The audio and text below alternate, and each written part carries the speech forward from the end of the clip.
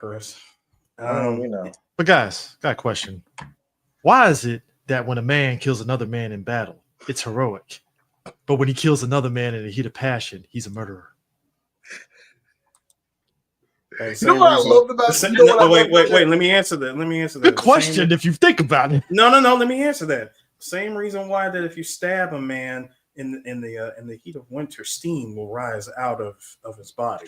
The indigenous people said that the spirit is that it was a spirit leaving. I swear that is the most white man shit. I know what you want to do. Ever. You want to get him. So you want? No, I just want to file a grievance with my union. No. I got you. I know. I know what you like to do. You like to get even. Rip his still beating heart out of his chest and hold it in front of his face so you can see how black it is before he dies. No, bro. I'm just gonna file a grievance with my union.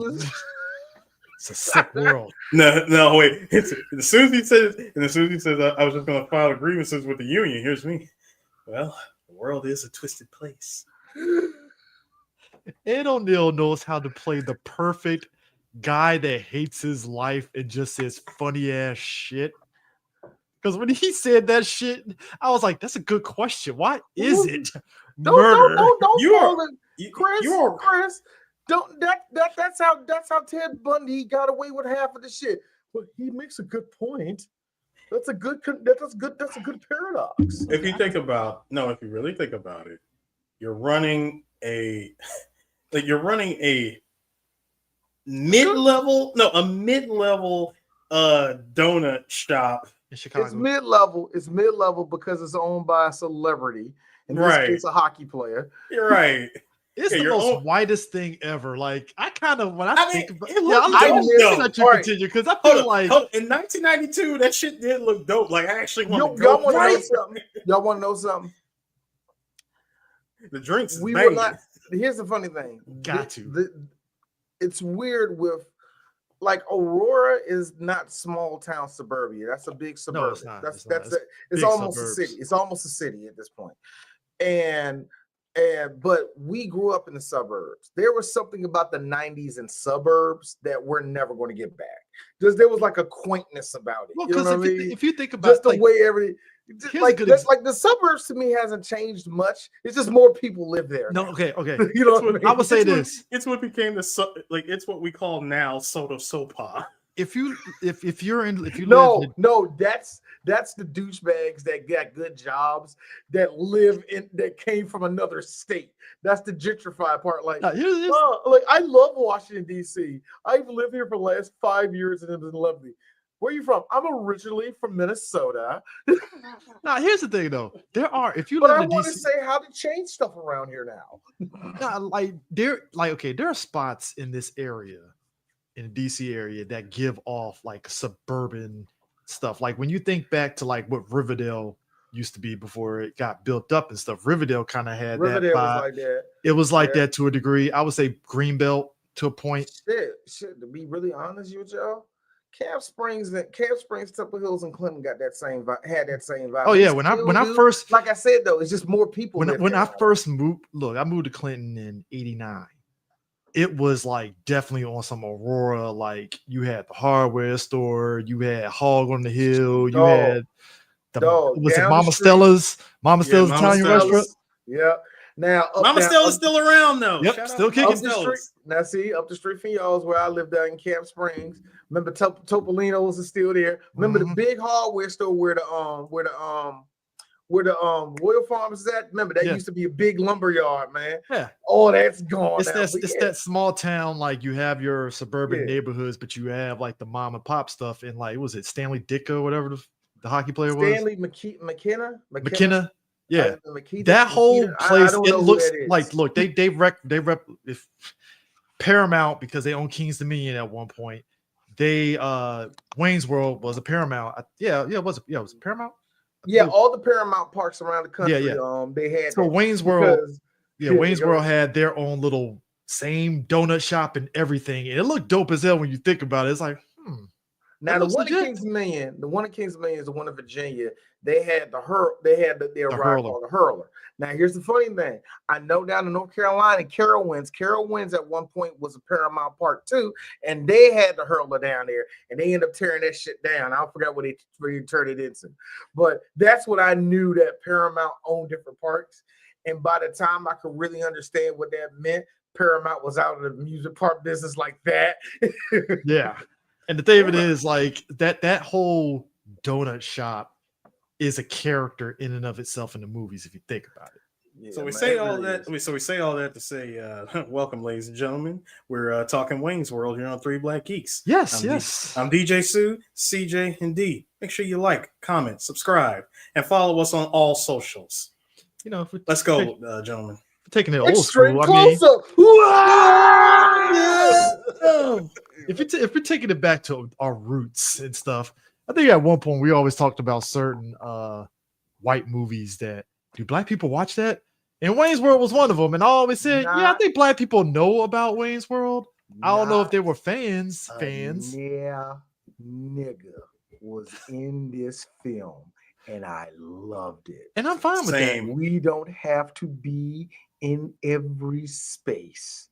Shit like this, I better not see my color anywhere unless we are background character or security guard. I don't need to see it. This is one of those instances. Here's the thing. This is one of those instances where go ahead.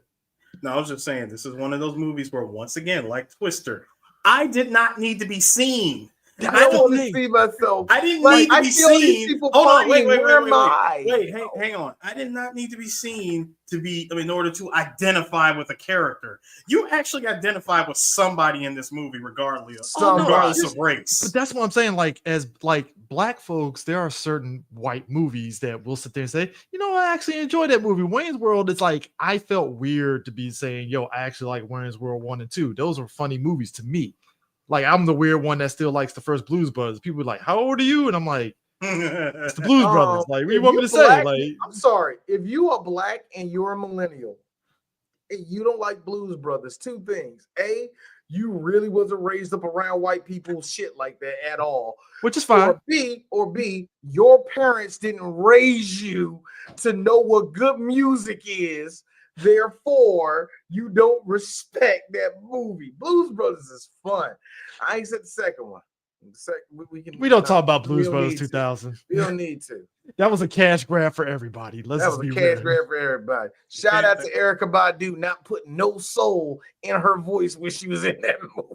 BB King just pops up in it like, oh, I'm here. A cash grab they waited.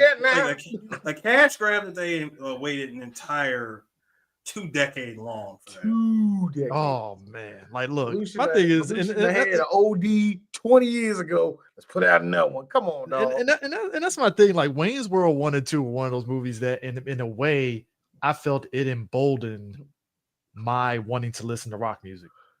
Agreed. It did for me. Because to me, it's so funny. Because I was raised up in church. I was always, you always had that little stigma because you're a kid, you don't know no better. That rock music was the devil. Now, here's the funny thing. I know now when they say that is white people shit. Like I said, now I know when they say rock music, the devil, they mean all secular music. But to me, I thought they specifically meant rock music. Now, yeah, some of that stuff, if you look at like Judas Priest and you just hear everybody's walking and the devil's rising up. You think that's satanic music as a kid. So I never really did. You know what got D into music, into rock music? Eris, everybody watching, Chris, I'd like to introduce y'all to D's actual first crush. I had to sit and think, oh my God, Tia Carrere was probably one of the first women I actually fell in love with. Filipino woman. Is she Hawaiian? Wait a minute, is she Filipino? I thought she was Hawaiian. Either Filipino, or I'm getting somebody else mixed up being Filipino. I thought she was. You're thinking of Lou Diamond Phillips, that gorgeous man. Yeah. Oh, that's right. I forgot. Tia Carrere is the Relic Hunter. I watched the hell out of that show. Tia Carrere was also in that one Van Damme, that one Seagal movie, as I like to say, stereotypical Japanese bitch. I mean, Tia Carrere. Samoan. She's Samoan. Yeah, she's Yeah. yes. Hold on, but wait a minute. How- Wait a second. Wait a second. Wait a Degrees of the second. Wait a rock with second. this. Wait a second. Wait a second. She is of Filipino descent, though. So See, Filipino she Hawaiian. everything. So hold on, Filipino and She was Samoan. born in Hawaii. She was born in Hawaii, but real talk, nigga, she Filipino. Yeah. That's a Samoan in there. Sir, her name is Althea Ray. Wait, I'm not even gonna butcher this. Duhino Janario. Okay, Filipino. That's You're right. Filipino. She's That's got Filipino. 4 names. That's known Filipino. professionally as Tia Carrere. So And Chris, we know Samoans and how proud they are. I don't see a falafel Filipino, and not a Filipino like falafel. Jesus. What's the one I know is it to suicide sopo? I don't see none of that. All I'm saying is, why does Tia Carrere look like Kimora Lee Simmons, like Tether, at this point? I need you to stop. I need you to get that evil off my sexy. Please. Filipino Put them side, right here. put You them need to side stop by, that. put them side by side right now and see and tell me where's the lie. I All refuse. all right. Everybody of age, everyone of age. Wait a minute, D. Imagine a baby fat D. Wait a minute. jacket on her. Wait a minute. I just refuse to have the two of them side by side fighting on top of that donut shop, and then one being told, "You're pretty good." Airs. I'm gonna be real. Please listen to our Metal Gear Solid 4 podcast. Hey, yo, listen to me. Yes. I know what you like. You down on the bottom like this. Let them fight. let them fight. Paris don't like Kimora Lee Simmons. But Paul. I know Eris don't like Kimora. But Eris, I know you, dog. Angry smash. Hey. We all know. Hey, D. We all know that's what Digimon Hansu was doing to get that kid out of her.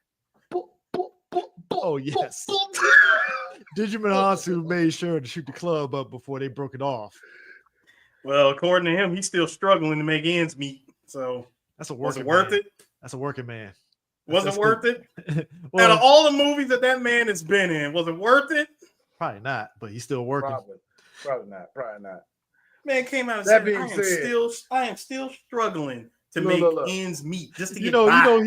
He was sitting back looking at Ridley Scott like, "Hey, Gladiator 2, bring me back." Someone in the comment section of that of that article had the nerve to say, "I thought Blood Diamond had him set for life."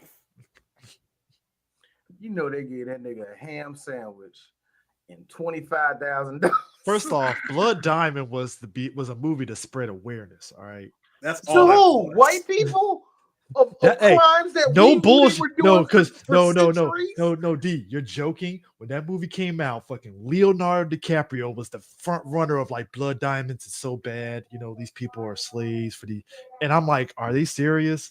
Are they serious? Dog, why? White people, y'all gotta understand. When Blood Diamond came out, every white person, like, how is this still happening in the world?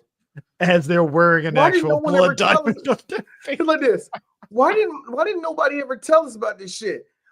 No bull crap, y'all. Wow, look, no bull crap, y'all.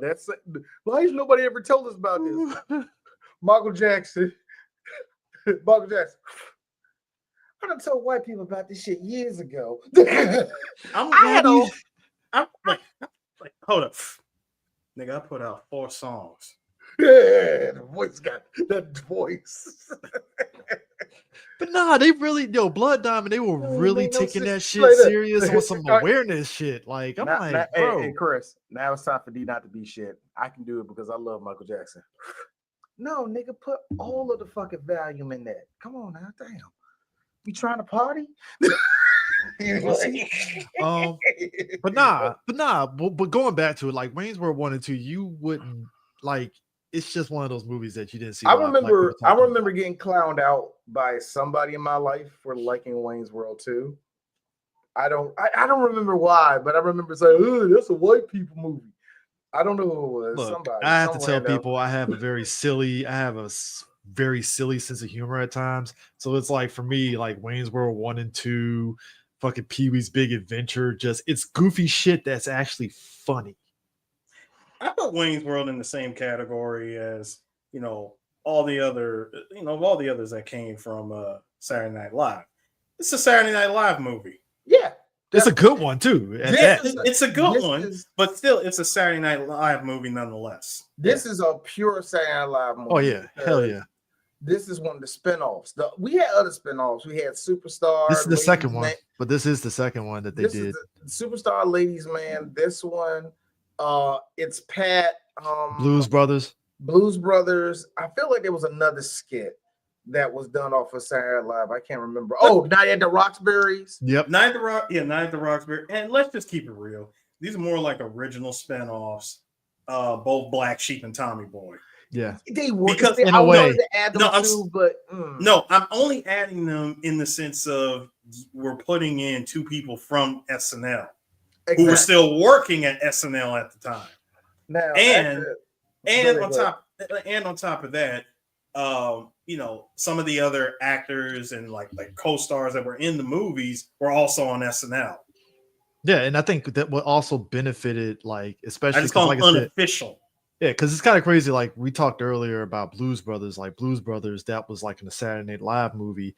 And because even when you watch, Blues Brothers definitely, like to your point, Sue, is like a Saturday Night Live movie, but it's done in such a way that it still feels like a movie. Like, it's a Saturday Night Live skit, Saturday Night Live skit, but they somehow were able to write it into like a 90-minute movie. Basically. Yeah. Nothing crazy, just a simple plot, and that's it. And Wayne's World plot is literally just like a Saturday Night Live skit. It's like, and also peak 90s, because number one, Rob Lowe playing a scummy guy. Color me shot, because Rob Lowe knows how to play those kind. A scummy executive. Who knew? Now, there was a reason why behind this. It's kind of funny. Rob Lowe, during this time in the 90s, was getting over a sex scandal. Oh, and the jobs were not coming.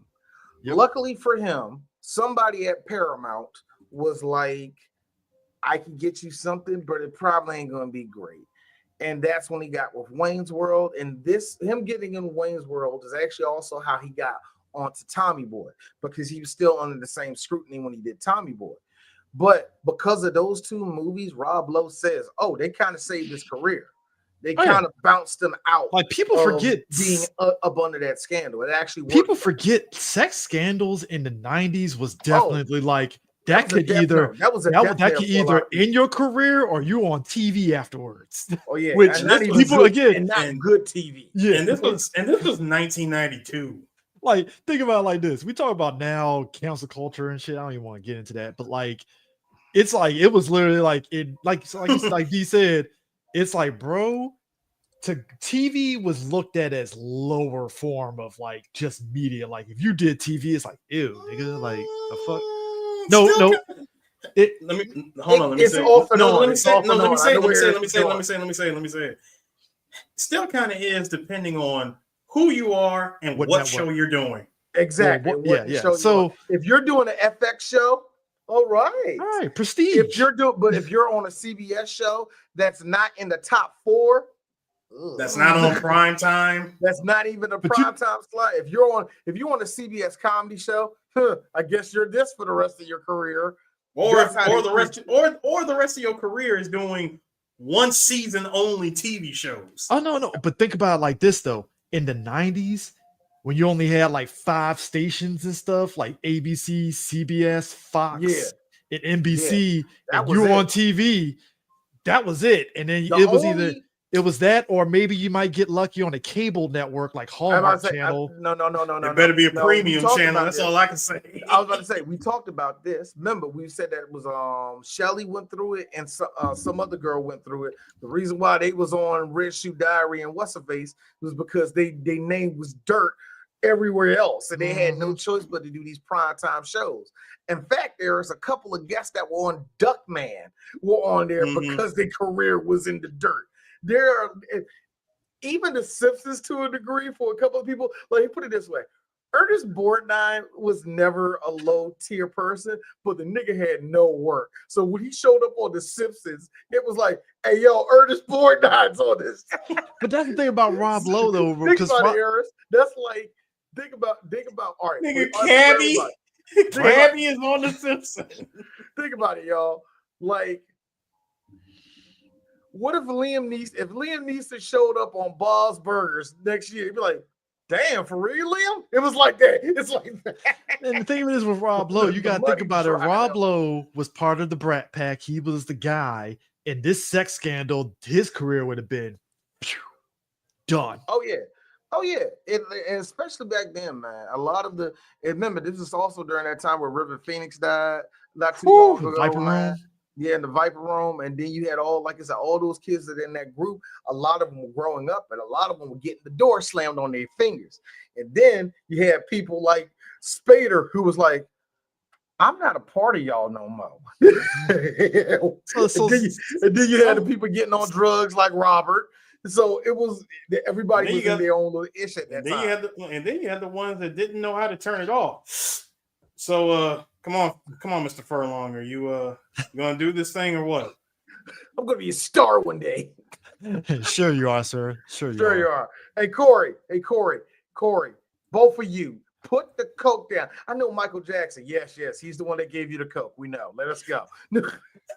Wild ironic that Corey Feldman is the guy that blew. Corey Feldman was going to be the one that was going to live. No. What I'm saying is ass work. I love it, D. I appreciate the that, but also the fact that it's wild that Corey Feldman was the guy that was like during the Me Too that was like, oh man, I've been telling y'all guys this shit for years and y'all didn't believe me. Now you believe me? Like it was like there was a vindication that Corey Feldman had on his face. Like, I told you. It was like, oh, for you. How many times do I gotta keep telling you this lesson, old man? Pretty much. Oh man, Corey, you ain't saying that because Michael Jackson beat your booty hole up. That's the reason why you saying that. Nah, I've been telling y'all he wasn't, and the real killers is out there. Now y'all see 2 Netflix documentaries. All of a sudden, Corey ain't crazy. And Michael Jackson was a good man. He was a good man. I don't know about that. I saw a Netflix documentary that said otherwise. No. We're gonna don't put that disgrace on Netflix. That disgrace will forever belong to HBO. And HBO backpedaled the fuck out of that shit. I like how HBO was like, nah, because they tricked us. But also, guys, is this a movie where we have a DeLuise that we've done? Because Dom DeLuise's son is in this movie. Well, we remember actually Dom DeLuise's son was in what's the name too? Was in Robin Hood Men in Tights, and we did. Yeah, he was. And we already talked about Dom DeLuise twice before. So you're right. You're right. Family. Now the people we haven't talked about let's talk about it right now. Mike Myers. Mike Myers is weird because I don't think he's funny, but I think he's funny. Like, I think his characters are funny. I think he kind of he does a lot of jokes that try to force laughter. You know what I mean? Because he'll do little things where he'll stare at the camera for a reaction. It's like, hey, Mike, this is a movie. You don't have to fucking do that. You're not on live. Mike Myers, for my money, he did go Austin Powers. Shrek gave him second life. If he didn't do Shrek, the Love Guru would have killed his fucking career. Oh, yeah. I think it already kind of did. No. Because when he did Love Guru, Shrek came in and it just... Can D say something? Mike Myers put out a movie not too long ago. Didn't help. Just like... He didn't learn no lesson from the Love Guru. Which is ironic because... Which I feel like... Because Mike is so... Here's the funny thing. I think he's smart because he wants to make sure everything that comes out of his character's mouths are aligned with the character, aligned with everything. He's very tactile about the story that he's in and all the rest of that. I can respect that. I understand why directors say they have a tough time dealing with him. And it's like, good Lord, he needs somebody to reel him in. Because it was crazy. Like, see, you can have that with Jim Carrey. And with all the with Jim Carrey being a method actor and all that, you know what you're going to get with that. Yeah. Mike, you're like a level 4 actor. You can't do this crap. Oh, actually, you know what, Sue? You're right. Okay, you were right about the Love Guru. It should have killed it because I think when he did Love Guru, he just came off Shrek 3. I got the dates mixed up. What saved him was when he did that little surprise turn in Inglourious Bastards. Because you remember everybody was like praising him, like, "Oh man, yeah. Mike Myers is back. He's actually very funny and and stuff." Like, "Oh, okay, cool." But I said, hold on, and guess who he was dealing with? Somebody that was way more tactile than him. But don't say that, Mike. Do what I tell you to do. You know, or like do what I say, but I don't want to show my feet. No, not that one. What I said to So, like I said, there's a reason why, Chris, he was dealing with somebody if you want way bigger than him. If we're talking Mike Myers, who got consistent, Dana Carvey, I feel so bad for because Dana Carvey, to me, again, he's silly funny, but when he did that fucking, what the fuck was the name of that shitty ass movie? Master of Disguise. Master of Disguise. That was a to his career. Boy, if you say he has a career, Dana Carvey was one of the better impersonators. Not a good one. He was one of the better ones. His Bush. His Bush, his Perot, his Johnny Carson. His Johnny Carson was really good. He had a couple other people. He ain't coming to mind. The church lady shit had me. The church lady was great. Like Dana Carvey had some characters and he actually had something too, but I think that movie really did kind of it just stopped everything. I remember they had him on the way of making like little variety shows and all that. Didn't go nowhere. It's like a lot of stuff could have in another Earth. Maybe Dana Carvey worked, but not in this one. That's the best way of saying. No, but Dana Carvey's fine. I mean, as you can see, he came out. A lot of voiceovers. Like no, not even that, Chris. He came out for the GDC and gave that full explanation of the specs of the PS5. Yeah, he did. I'm not even. Sue is not joking. I totally am. I mean, the dude representing Sony, giving the specs on the PS5. Motherfucker, just like Dana Carvey, uncannily like Dana Carvey in Wayne's World. That's why I started rubbing my face. Like it was a double take. It was a bit of a double take. I will say this also about Dana Carvey. Okay, a good example of Dana Carvey not getting over and some shit. There's this skit. Dana Carvey on the Scottie Pippen contract. They did have him on the Scottie Pippen contract. They had the Scottie Pippen contract, yo. Yes, they did. Let's make that very clear. Him and Chris Kattan. Yes, him and Chris Kattan were both on the Scottie Pippen contract. The only person that got that Scottie Pippen contract and did something was Tim Meadows. Okay, I'm gonna stop right here. Pause right real quick. I don't understand the praise of Chris Kattan. Chris Kattan was only funny on that show and nowhere else. I like Chris Kattan, but his humor didn't go nowhere outside of SNL. He had a very punchable face. Very punchable face. I think that's why he made him so good. Like the only time he was I don't hate him. Don't want no white person to be like, oh, he hates Chris. No. Oh man, we got a sticker for Chris Kattan. Like, no, it's not that at all. We just don't understand the appeal. Yeah, I just don't understand the appeal. Not at all. It ain't like I was saying, that's so weird, man. But anyway, there was a skit that Bill Hader said. So basically the skit was Dana Carvey, we do like, hi, I'm Casey Kasem. And I walk in, Dad, it's me. Like, is you JC? I play JC Cation. Dad, it's me. What are you doing, son? Well, Dad, I want to tell you how. And they go back and forth doing it. Like, Dad, I made it rough. You got to see that if I'm ad-libbing here. You got to understand, Dad. I'm in it deep. How deep? Well, you see, Alfonso's going to find me. And he's going to break both my legs. He's going to break your legs. Like, yes he is, Dad. I don't know if I can help that, but Dad, Dad, I think you can. It's like a back and forth. Everybody in the writer's room is falling apart, hearing both of them go back and forth doing the case tonight. Rehearsals go up. Now they got a crowd in front of it when they do rehearsals. They do the skit. Now, one person is laughing. Lauren Michaels. Damn. Lauren Michaels like, yeah, we ain't doing this shit tonight. We don't know. Just take the cases. Lauren Michaels going, my God, what have we done? And that's the thing. And Bill Hader said, he was just giving an example of what happens, what makes the air and what doesn't. Because sometimes you go into the whole skit where, oh my God, this is going to be funny. And then you do it. Yeah. Dana Carvey. And that's how I felt, man. I feel bad for Dana Carvey, yeah. He should have been bigger. I feel like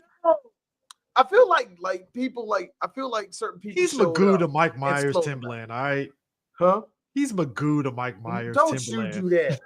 Don't you do that. Dana Carvey can play the drums like a professional. So at least there's something. Questlove, I guess, to that shot of Questlove, the Black Thought. That shot of him inside the inside the store, like playing the drums. I was like, yo, go ahead, Dana. One of the coolest things Dana Carvey ever did was on the music awards where they had it was Guns N' Roses, and he was on the drums, and he ended up playing the drums the whole set, the whole song with Guns N' Roses. I thought that was. I don't think it was Guns N' Roses. I forgot what band it was. It might have been Motley Crue. Say this though.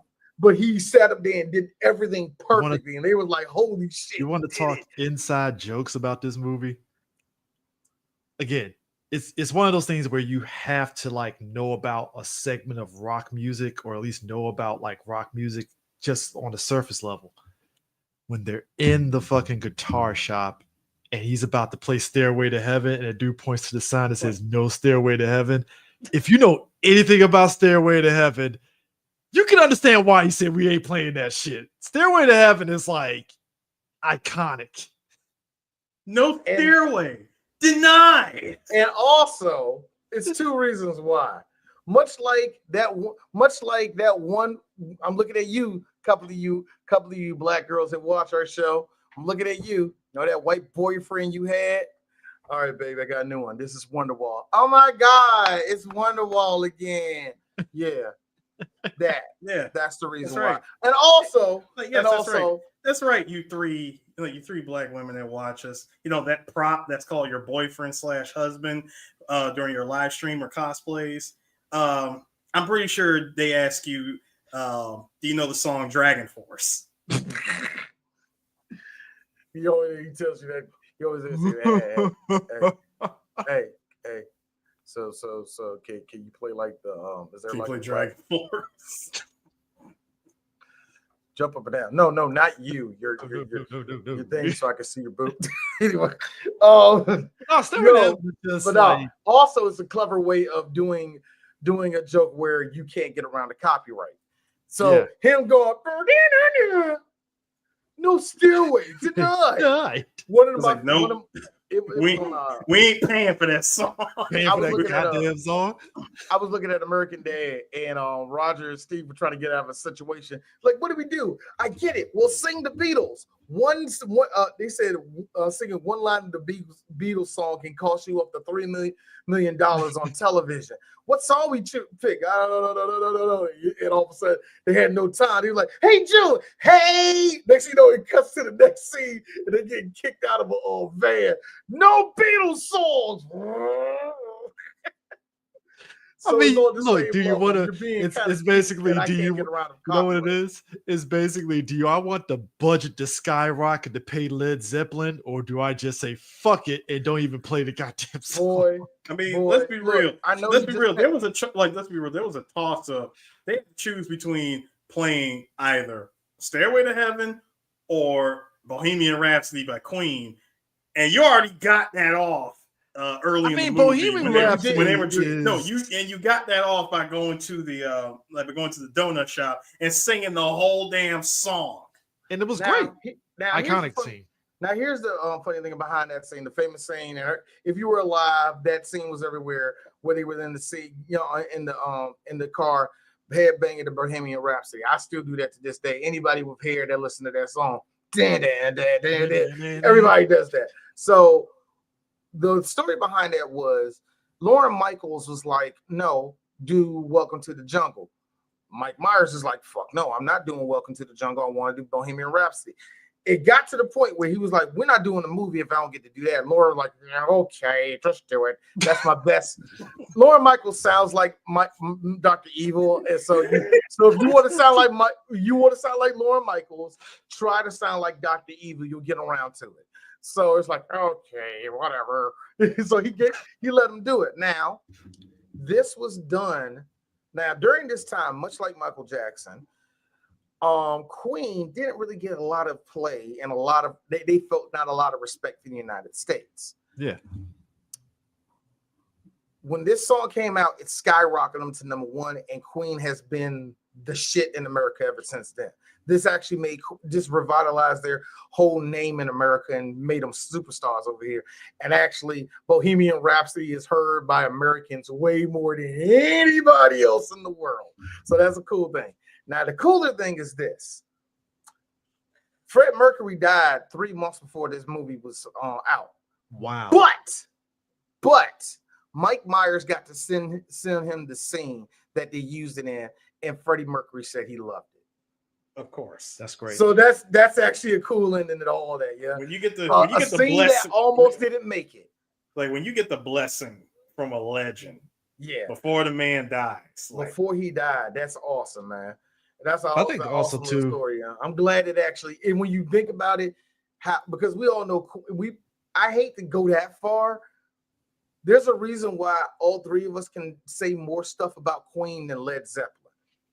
And I like some Led Zeppelin songs too. Now, I know some people love Led Zeppelin, but real talk on mass, if you got people around the country, we're going to know way more about Queen than we know about anybody else, just because of this fucking movie. But you know what? You know what? As we were saying earlier about like it resonating with people, I think we can all agree. I think even that whole scene of them singing Bohemian Rhapsody, it can resonate with anybody on any demographic, because look, you can be black and that scene resonates because hey, you might be with your boys and y'all rapping on a song and shit, and that's what made that whole scene funny. Even picking up his boy who was partied out, Phil. I was driving. Look, we got that one friend that partied himself out and just looking like he is about like you blow on him, he's about to fall out. My man was on the park bench and got picked up.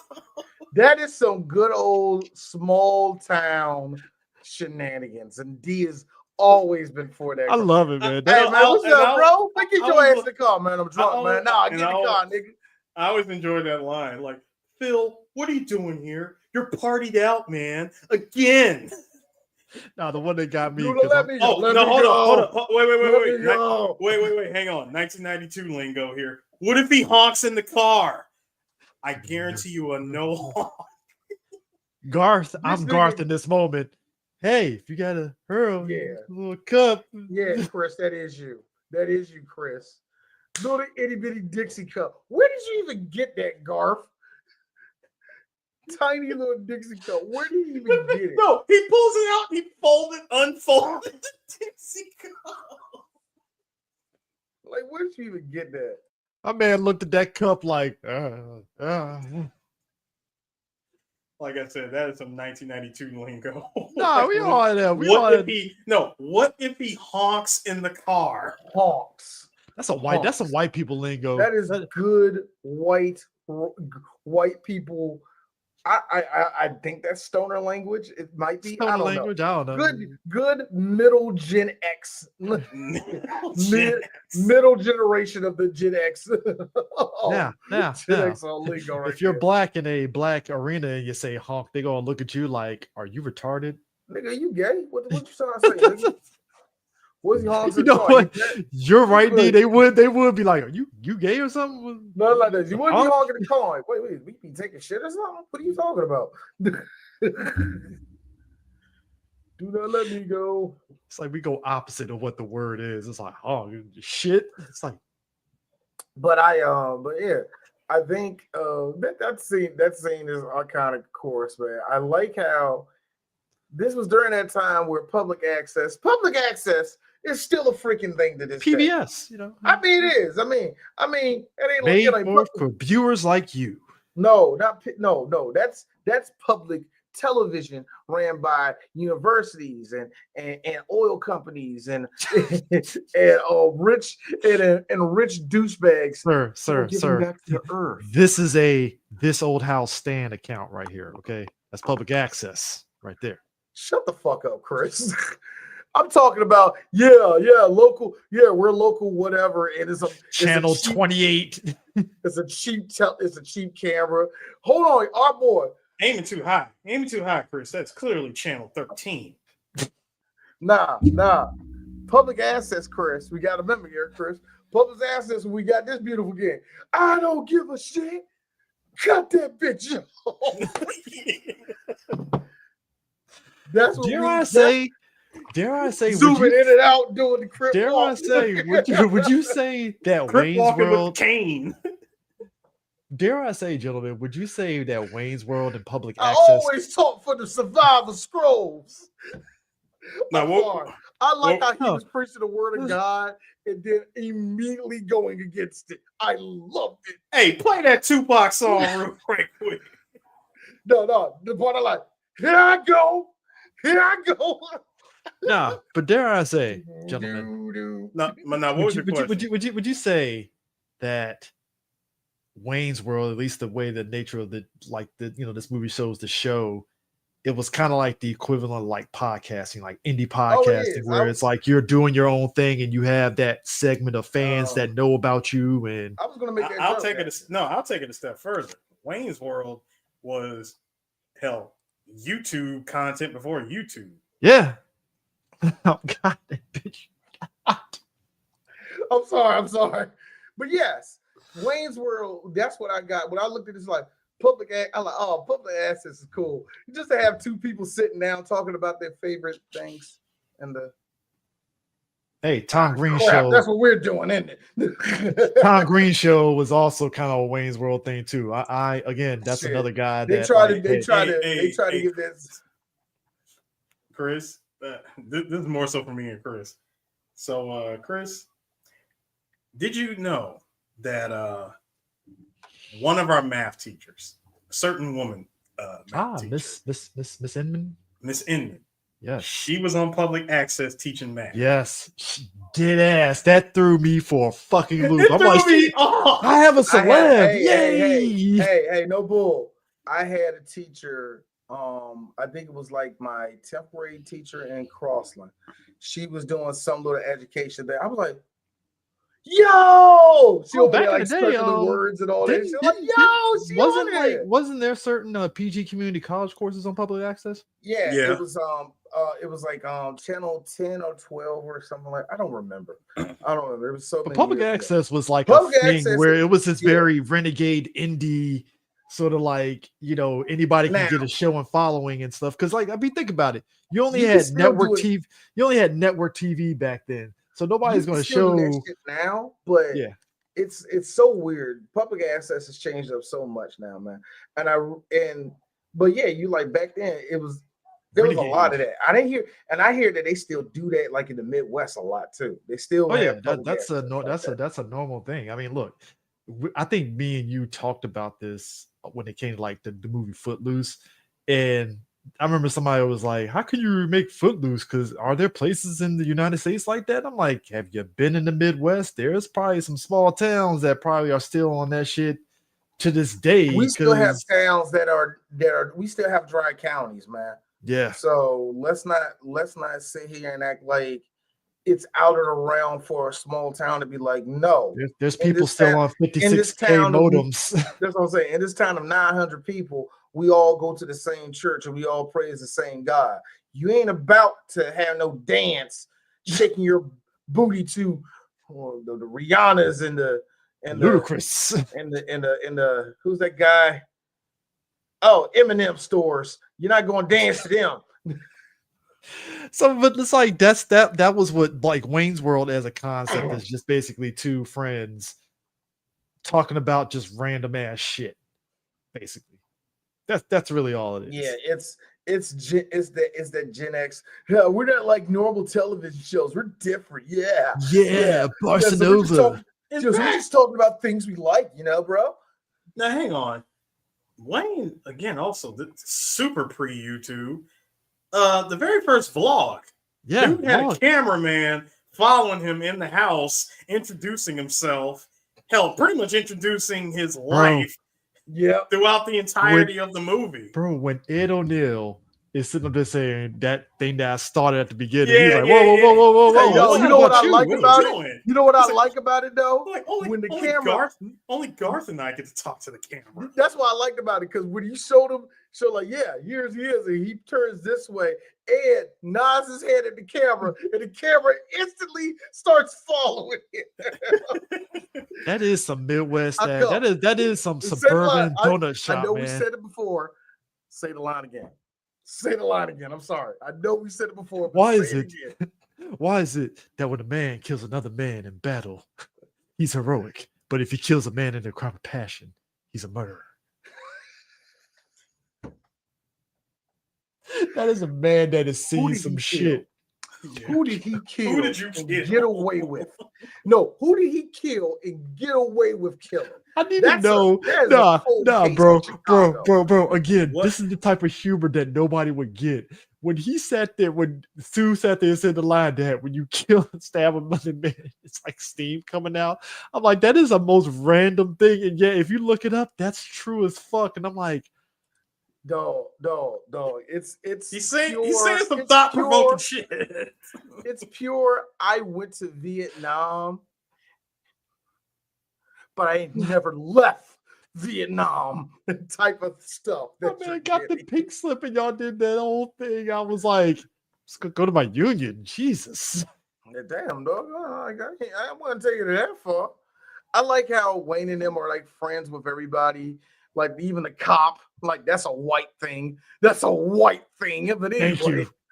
and I'm not talking about the security guard that's in front No, of the that's donut. a cop. No, that that's a cop. That's a community police. Well, Hold on, put it this hold way. on. Hold on, that's one time. Officer Koharski. Oh, He man, looks like a Koharski, don't he? Koharski. Yeah. That's it. Played by Steven Seagal's boy from Hard to Kill. That Stash's kid. You know what? I got to get this nut off real quick. Eris, have you seen this child? Again. Wait. Random shit like this. Yes. I had to say something. I'm sorry. I want to know. Hey, I know Rob Patrick got a fat check off that shit. That is a little story behind that too. Rob asked Arnold, "Do you think it's a good idea if I do?" That's what it was. Because Robert Patrick, to his credit, and I'm with him, he didn't want to ever redo that thing. He never really wanted to redo it, do it and not drive it in the ground. So with this movie, and because he did it in this movie, is the reason why he did it in The Last Action Hero. Because he knew it would be just a good segue. Because he asked Arnold, would he be a good idea? And Arnold, because much like Stallone, you underestimate how much he understands movies. And Arnold was like, yes, do it. The crowd would love it. Having a T-1000. First of all, what's the T-1000 doing in Chicago? In Aurora, Illinois. But no, the T-1000 looking for John Connor in Wayne's World is a hilarious crossover. And like you said, Arnold convinced him to do it. simply by telling him, yes, please do it. And then asked him to be in Last Action Hero, which, by the way, he did that cameo for free. Yeah, that one he did. That's because that one worked out for him. Because, like you said, Chris, he didn't get a big bag, but it's like, well, you know he got a it's bag. It's like this. It's like this. Well, looks like I'm gonna be sitting on my ass eating Doritos this month. Well, all right. But let me ask y'all this though. But like when you think about Wayne's World and even Wayne's World 2, I felt these movies did a really good job with the sight gags because you get, like I said, Rob Patrick coming in. Have you seen this kid? And it's just a quick, like, all right, boom, and he peels out. Skipping ahead to Wayne's World 2, when they switch into Charlton Heston, it's funny as shit in a way that's like, I forgot about that. So, but it's like, again, it's a sight gag and it's just funny as hell. So, like, when you see Rob Patrick, it's funny because it's so random because he's sitting up there in his car just driving, and then boom, that happens, and it's like, okay, that was. And it was very smart for the film to do this. But Chris, that's because the film did the smart thing by following Wayne around and it being almost documentary style. Therefore, you could do two things. You can do a lot of sight gags and you can break the fourth wall. And they broke the fourth wall quite a few times in this movie. Yeah, a couple of them fell on their face, where it's like that worked in the 90s. Which one? Yeah, which one? I forgot which one of it was like. It was like, okay, I get what you're doing. In the 90s, that was more funny. It was like something where it was almost behind the scene. I forgot what it was, like early in the movie, where it felt like, come on, you want to see something? You saw the nodding at the camera. Oh, come on. Oh, that. Yeah, stuff. Oh, best one. When wait Wayne, a minute, come back. Like, no, wait, yeah, best one when Wayne and Cassandra break up and Wayne just starts literally dumping everything in front of the camera. Like, it's like, I lost my best friend, I lost my show, I lost my girl, I'm being shit on. That's all right, shit on. And you know what really pisses me off? And the camera yeets its way off. He's like, wait, come on back. Look, I'm sorry, I didn't mean to dump on you, but I'll work it out. I'll get everything back, okay? Thank you, D. Yeah. Also, they held onto this shot way too long. I'm about to say probably the most fiend image when it comes to this movie. I like how Wayne and Garth's outfit is just iconic, and the only thing Wayne is literally wearing is just kind of black t-shirt, same black t-shirt I'm wearing, and some like distressed jeans, black shirt, distressed jeans, Converses. The Converses, and let's also not forget his own merch hat. Yeah, his hat. the both of them, the Gen X kit. Both of them wearing wigs. And it's always a Guns N' Roses shirt with Wayne. Actually, with Garth. I think he changes up in the second movie. If I'm same one. It's the same one. They mostly kept the same clothes. Yeah, I thought so. I thought they changed up. But whatever. Chris Farley in this scene is fucking hilarious. Like that security guard has a lot of information. For a security guard, he had an awful lot of information. I also love that Chris Farley, only in this movie for about 6 seconds, does full Chris Farley. Yeah, he's gonna go. Yeah, he's gonna move over there. He's gonna move. He's gonna move down to Chicago to move right up back up there. It's like it was like on his way to Aurora. It's like, okay. It's kind of odd that a security guard. Information. Chris Farley goes peak Chris Farley in Wayne's World 2. Yes. Speaking of, I don't have no place to live. I have no place to go. And look. You know what? I will admit, yes, it's iconic. You want to know what else is iconic? Oh my God! It's like people just okay. Wait. Hang on. Are we just going all over the map on this? Yes, we are. I gotta be honest with you. Okay, fine. Well, in that case, this is probably by far one of my favorite scenes in this movie. Is them trying to? It's Rob Lowe's character trying to explain to Wayne and Garth, like, "Hey, you got to mention the sponsor." And Wayne, of course, trying to, B, what I like to call early YouTuber, where you're bucking the system and like, hey, hey, like sponsor or no sponsor, I will never sell out. The man opened up a Pizza Hut box and pulls out a slice and poses for the That's where we see things a little differently. Wow. Contract or not, I will not bow to any sponsor. Yeah, and he said, well, I'm sorry you feel that way, but that's the nature of the beast. Correct me if I'm wrong, but the beast does not include selling out. Garth, Garth. you know what I'm talking about, right? Garth in full Reebok gear. That is like Eris. That is me. It's like people only do things because they get paid. And that's just really sad. That's Eris with a bunch of fucking DJ gear, 2DX DJ gear from Konami. That will never happen. Chris, Konami don't give nobody shit. Chris, also, as you know, this is more Chris with Gunpla. It ain't with Gunpla. Let's keep it in real reality. We're podcasters. That's all Manscaped stuff. You know, Dr. Sasquatch Manscaped. D sitting back like, they tell you to wash your ass, but you know how? No, sell that to you. That Reebok shirt. No, that Reebok shirt that Garth is wearing. If that's us today, that's a Ray Shadow Legends shirt. I mean, but guys, you know, it's like, you know, when you buy. Hold on, Chris. As you look. He's looking dead at the camera. Chris is looking dead at the camera. He has Making It Great perfectly in the shot. The Pizza Hut Making It Great. Who remembers that old song? Oh man, dude, that was back. Hey, gentlemen, that's when we had Pizza Huts that was in the red and the old school thing and when stuff. Everything was red, black, and amber. Hey, them pan pizzas was on fucking point. Shit was on that they 10 were. out of 10. The pan pieces was on point. You were lucky. No, you were lucky if you were able to take home them tall ass red plastic cups. You had Street Fighter 2 in the corner. Lethal Enforcers if you're feeling Randy. You know, guys, I'm sorry. I'm sorry. I'm having a headache right now, man. Here, D, take 2 of these. Dude, no, I hate to say it, Eris. I don't have the I got you. White one. Oh yes. New print. Different. Yellow. Different. Okay, y'all. Okay. Once upon a time, y'all kids won't know this. This is some really strong ibuprofen. Right before Motrin. Now, Motrin is the best, is actually that's the reason like why we don't see Nuprin now. But Nuprin was the Motrin of the 90s, and we haven't seen. I haven't seen Nuprin. Motherfuckers in the clubs were cutting that shit up, and that's what I heard. That's what I heard. And doing a bump.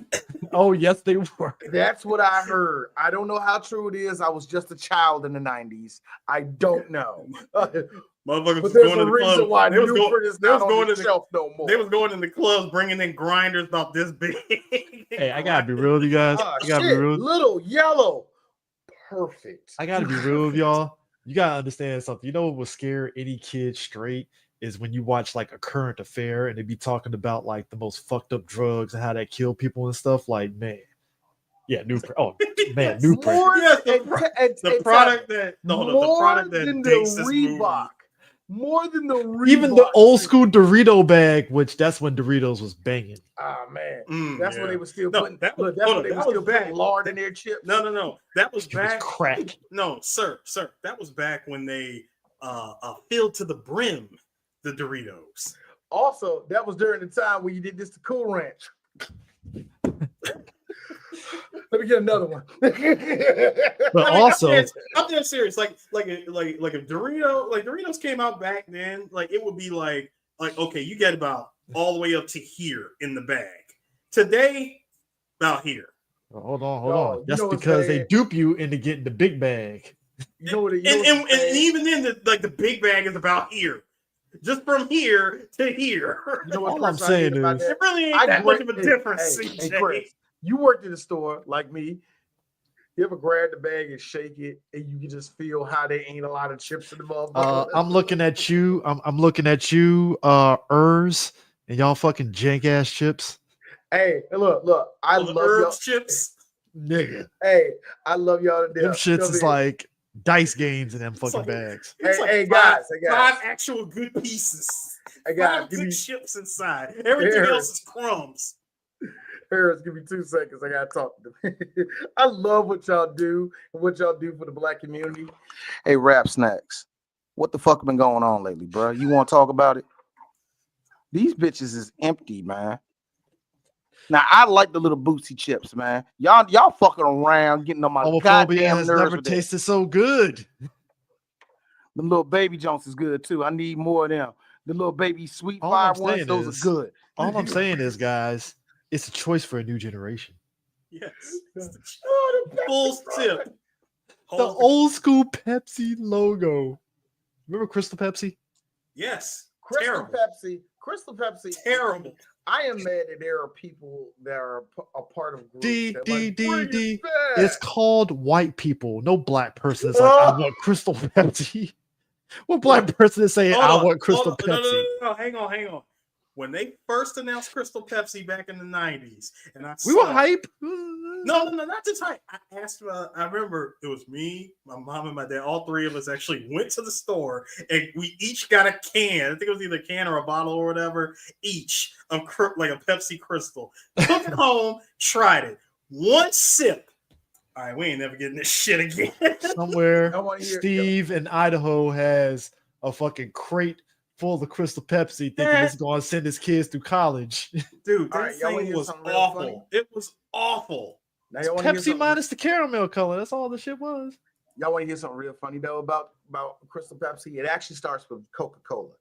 See, back in the late 70s, there was a Russian general that loved Coca-Cola, but he couldn't bring that shit in because that's Coca-Cola that is from capitalist country.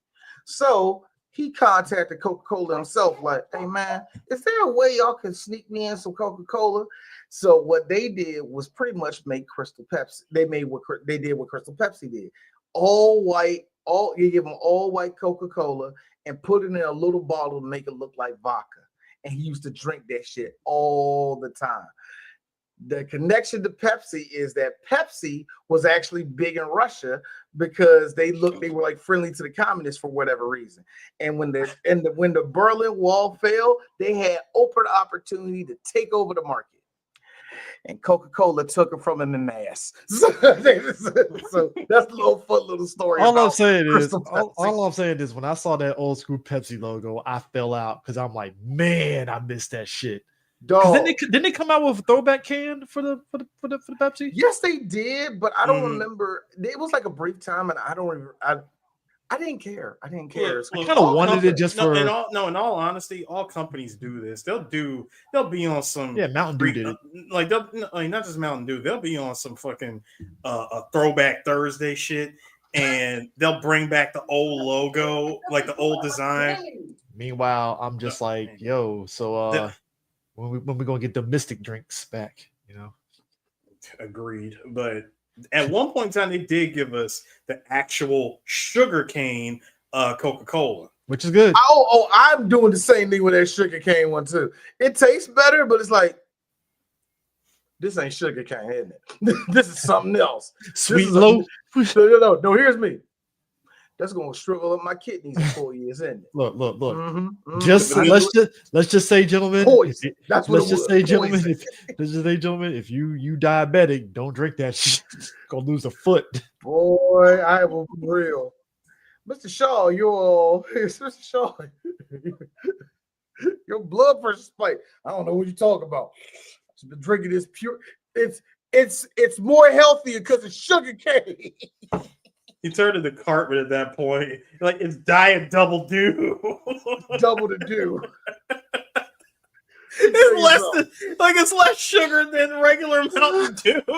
Let me tell you something. As a dude that loves Cold Red Mountain Dew, all of it is diabetes. All of it is diabetes. All of it. Each and every second of it. Straight sugar. I feel part of being human is knowing your mortality and knowing that there's a part of your life where you just need to stop drinking Mountain Dew because that shit's gonna just trigger some health related shit. True. True, Chris. And I will say this. I have not gone around, thank God, because I know how easy it is for people my size to trigger diabetes. I haven't. You know what I mean? I'm in my 40s now. I can still get it. That's how it is. Dude, you're 40. But that's what I'm saying. Like I can still get it, whatever have you like that. But I'm doing good to try to keep away from it. Because you know what kills us, no matter the size of anything, and it's only for niggas. Pork. Salt, regular salt kills black folk. And you want to know the sick part about it? We need it. We need salt. You know how you get around it? What? Take out that giant pink rock called the Himalayan salt and just chisel away. That Himalayan salt, I heard that don't make it better. Shut up, Chris. I heard that don't make it better. That was Eris. That was Eris when he said that shit. Like, this is how I went. You do this. That ain't funny. All right, first off, that ain't funny. Going diabetic. Going diabetic is triggered into XG. I am mad Marvel has never created a fucking mutant whose mutant powers is like diabetes related or some shit. Hey, Chris, I wanted to put this up earlier from Rod. Yeah. Jimmy Fallon and Mike Myers, they can be put on a Venn diagram. If you put it again, it laughs too much. Really ain't that funny. Here's the kicker. This is probably not even like, hot take or anything. It is very strange that Hollywood tried to make fetch happen with Jimmy Fallon in movies. Oh, that wasn't going to happen. Jimmy got 3 movies, swing and a miss, high fly ball, caught. Which one? Taxi? No, D. That wasn't the high fly ball, nigga. That was a straight up foul ball. Hold on, no. I know a high foul ball. Out. Hold on, what movies did Jimmy Fallon do? I just remember Taxi and the Drew Barrymore. There was 2 other ones. I forgot the name of them though. I think one of them was good. It was the Drew Barrymore one, and it was like Taxi. Like what comes up on that, man? It's Jimmy Fallon. There's only gonna be like 8 movies. Like Jimmy Fallon. Anything else? Almost Famous. Anything else? Yeah. Taxi. Dougal, Arthur and the Invisibles, Factory Girl. See, he ain't do shit. Arthur, Ted 2. He was in Ted 2. I don't remember him in Ted 2. Get Hard. Yeah, he was in Bucky Ted Larson. Yeah, they've been trying to make. It felt like they've been making fetch happen with them, and it just didn't work. Andy Samberg doesn't work in movies, but Brooklyn Nine-Nine was his thing. You know what I mean? Yeah. Like. I feel like certain people, they got to swing and miss. And luckily for Jimmy Fallon, he's on this level of corny and on this level of likable, good enough for him to have a late night Arsenio show. Hall, but not it's like this. It's so funny. He has a late night show, and another SNL person, Seth Meyers, has one. Seth Meyers is actually a writer. He's actually a lot more funnier than Jimmy. So much like Conan O'Brien, their shows are going to be structured a little bit more simpler. They actually got they're you can tell that, like I said, and not to take nothing away from Jimmy Fallon as a writer. I don't know how much he writes, but I know for a fact Seth Meyers is one. So he has a team of writers, and you can tell that the flow of the show is different. Like the same with you saw Jay Leno compared to Conan O'Brien. Conan O'Brien's flow was way different than Jay. But that's the thing with Jimmy Fallon is like it's like they were trying to make fetch happen with him, but like past that, it's like I thought he was funny in spots, but it was just like I just didn't see the appeal of what they were trying to do with him. A good example of that was when he was on the show, him and Tina Fey used to do the Weekend Update. And when he left, it was Seth Meyers and Tina Fey. Which was more funny, Seth Meyers and Tina Fey? They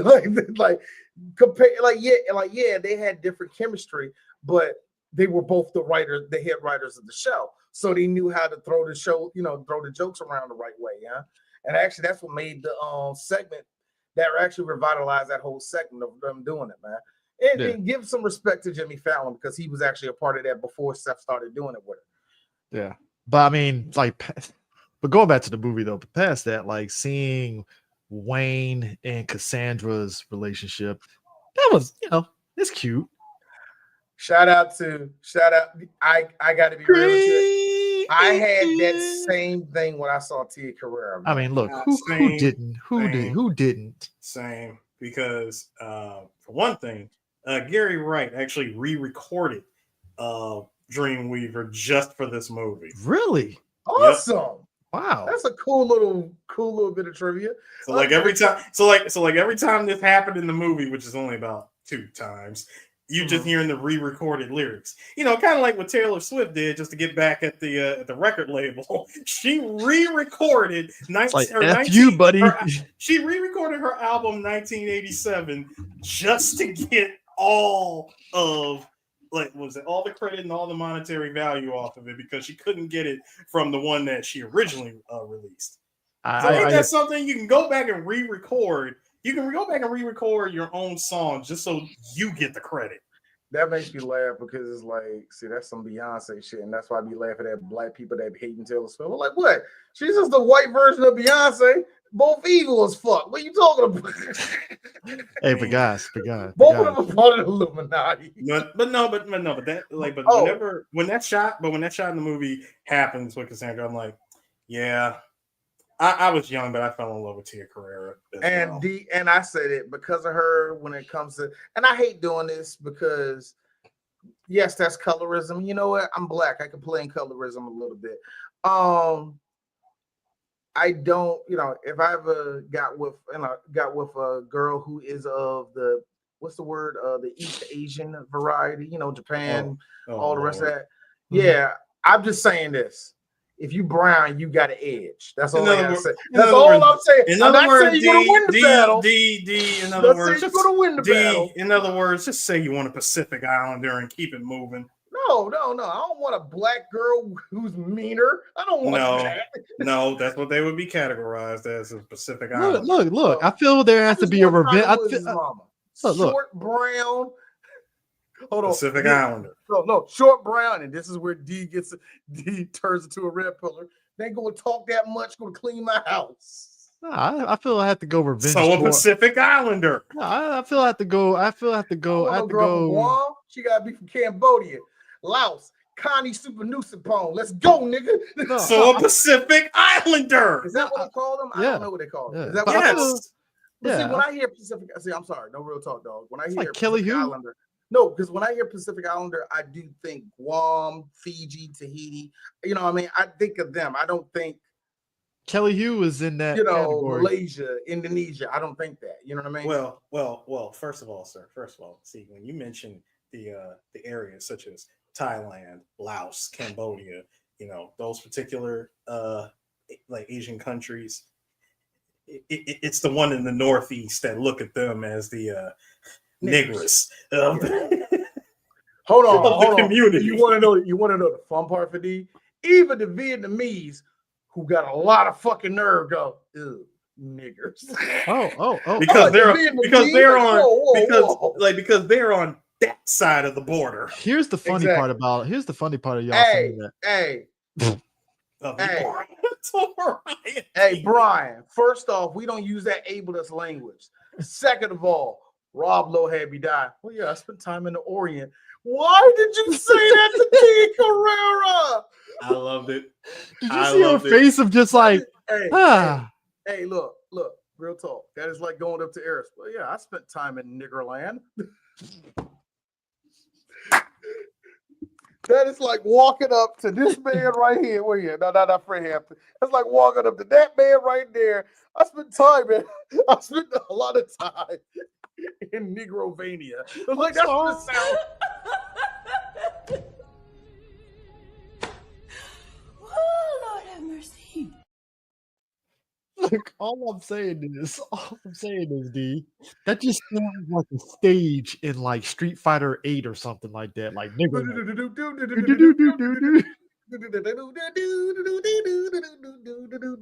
Little kid looking like Bow off of KOF, bicycling in the background and shit. Hat bigger than him. Hey, S&K. Guy with a chicken doing this. Hey, S&K, you are so lucky that your KOF game came out at a time that nobody would have peeped it. Really? The black man with the basketball, Lucky Glauber? That's what we're doing? He was clearly Will Smith. Well, clearly, but He was Fresh We Prince. know this, but some No, goober is gonna be like, I was gonna say, racism. Chris, come on. In West Philadelphia, born and raised. Lucky Glauber was definitely Will Smith. Will Smith And is Lucky Glauber, fucking Michael John White is Mr. T. It was either Mr. T. Yeah, I think that's what it was. Mr. T was supposed to be Heavy D. Yeah, Heavy D. And I forgot who the hell they had as Brian Battler. Brian Bosworth and Brian Battler. I'm gonna be real with you. That was proof that them Japanese people never met a nigga in their life. No, they just took who was the most popular black man at the time. This is 1994. Because wasn't Mr. Now, Heavy D? there, No, that was Heavy D. Who was that was Mr. Big in the Art of Fighting ones, right? Yes. Okay. And bear in mind, you could have went, you're either gonna go Will Smith or you're gonna go with Isukubu. Yeah. Just a basketball though. You know that shit that Lakers color. Lakers color. It's Fresh Prince. Yeah, we got a Raider and a Laker pull on a team. up to the stadium. Ready to fade. Dude, super move is literally him leaping into the air and dunking the basketball. We got Power geyser is a basketball. We got an X-Raider. We got an X-Raider in Southtown, and then we got a Laker in Southtown. Nah. You can't tell me that the Japanese aren't inspired by black. They clearly, but Jesus Christ, man, way to play it on the nose. And then Capcom was like, "Hey, we'll raise you a nigga, and we're gonna make him Brazilian, you see, with a basketball." Aha. We're gonna make him cool as shit in the first two games, and then make him trash in the third one. Just like society algorithm. Fuck you. D loves rolling up that tough heel, try to get a victory with Sean in 3. I'll do it happily. He was so much better in Second Impact. Hey, you weren't on the ground floor in Second Impact when he was owning motherfuckers on that shit. Do you know how I truly knew that Sean was trash in that game? I played this game for years, right? It will finally be when my sons, this happened about a year ago, and my sons are playing Third Strike. We're going off on it. I taught my sons well. They can beat me in Third Strike. It's great. It's having a fun time. I got Sean, and I'm over there sweating like a motherfucker. And I'm like this. Oh, my God. Sean really is trash in this game. I mean, look, we switch it over to Double Impact. Yeah, he really is trash in the third one. The Japanese sat there and was like, "Oh, we can't have a black man as the number one top tier. Get him down." Whoa. He was supposed to be the new hope. Technically, him and Alex was supposed to be the new hope. Yes, that's right. That's right. The inspiration from Hulk Hogan. Japan turned into Don Johnson and Django Unchained. Not my niggas. Not on my regime. Not on this 16. Japan as a whole took one look at Alex and said, "No." At least he didn't get nerfed, man. He didn't get nerfed as bad as Sean. At least Alex is like, all right, he didn't get nerfed. He's viable for someone who's supposed to be the main, for someone who's supposed to be the main character. Yes, he did not get nerfed. That's very true. He didn't become memorable. That's the problem. I'm gonna put it to you this way: we about to see that same thing with Luke. They trying with Luke. We about to see the same. When the rumor came out, when you look at Luke and the rumor came out that was supposed to be Sean, I'm like, that surprisingly lines up a little bit. Y'all just like, I was like, I played with this nigga in 5. When I played with him in 5, and then I played with him in 6, I'm like this. Y'all really trying to make. You're trying. They are trying. Y'all trying. Y'all are really trying to make. Y'all trying. That's why it was so funny. I'm going through the cast of the last KOF show, and I get to Ash. I fall out. I'm like, this nigga came back. They try. They try to make Ash. They try to make Ash and Albamera, 2 characters. They try to make fetch happen. No. Let's get one thing straight there, sir. Albamera will never be a thing, which is why he became the new K character. K49.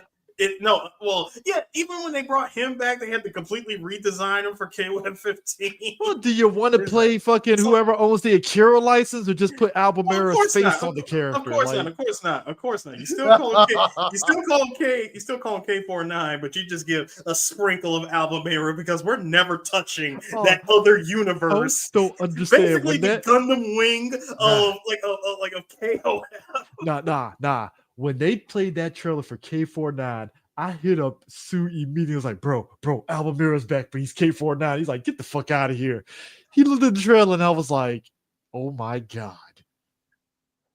I took one look at that shit and said, yeah, I don't care. Okay, my sons, they're currently tripping off the fact.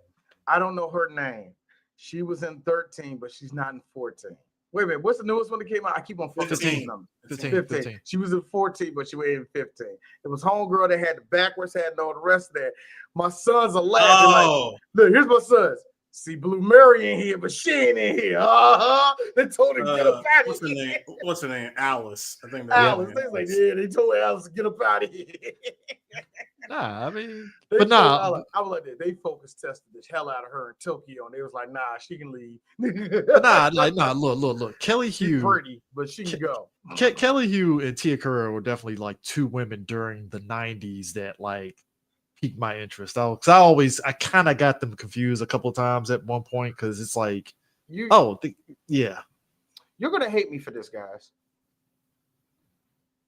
Tila Tequila got to run because of Tia Carrere. That's yeah. I hate saying it like that, but the only reason why Tila Tequila got to run around because she was the party girl version of her, and she looked like Frieza. So and what we learn also is the what happened? What white man gave her a bad batch of coke and just destroyed her? Like her brain is fried. What, like, Tila Tequila? Seriously.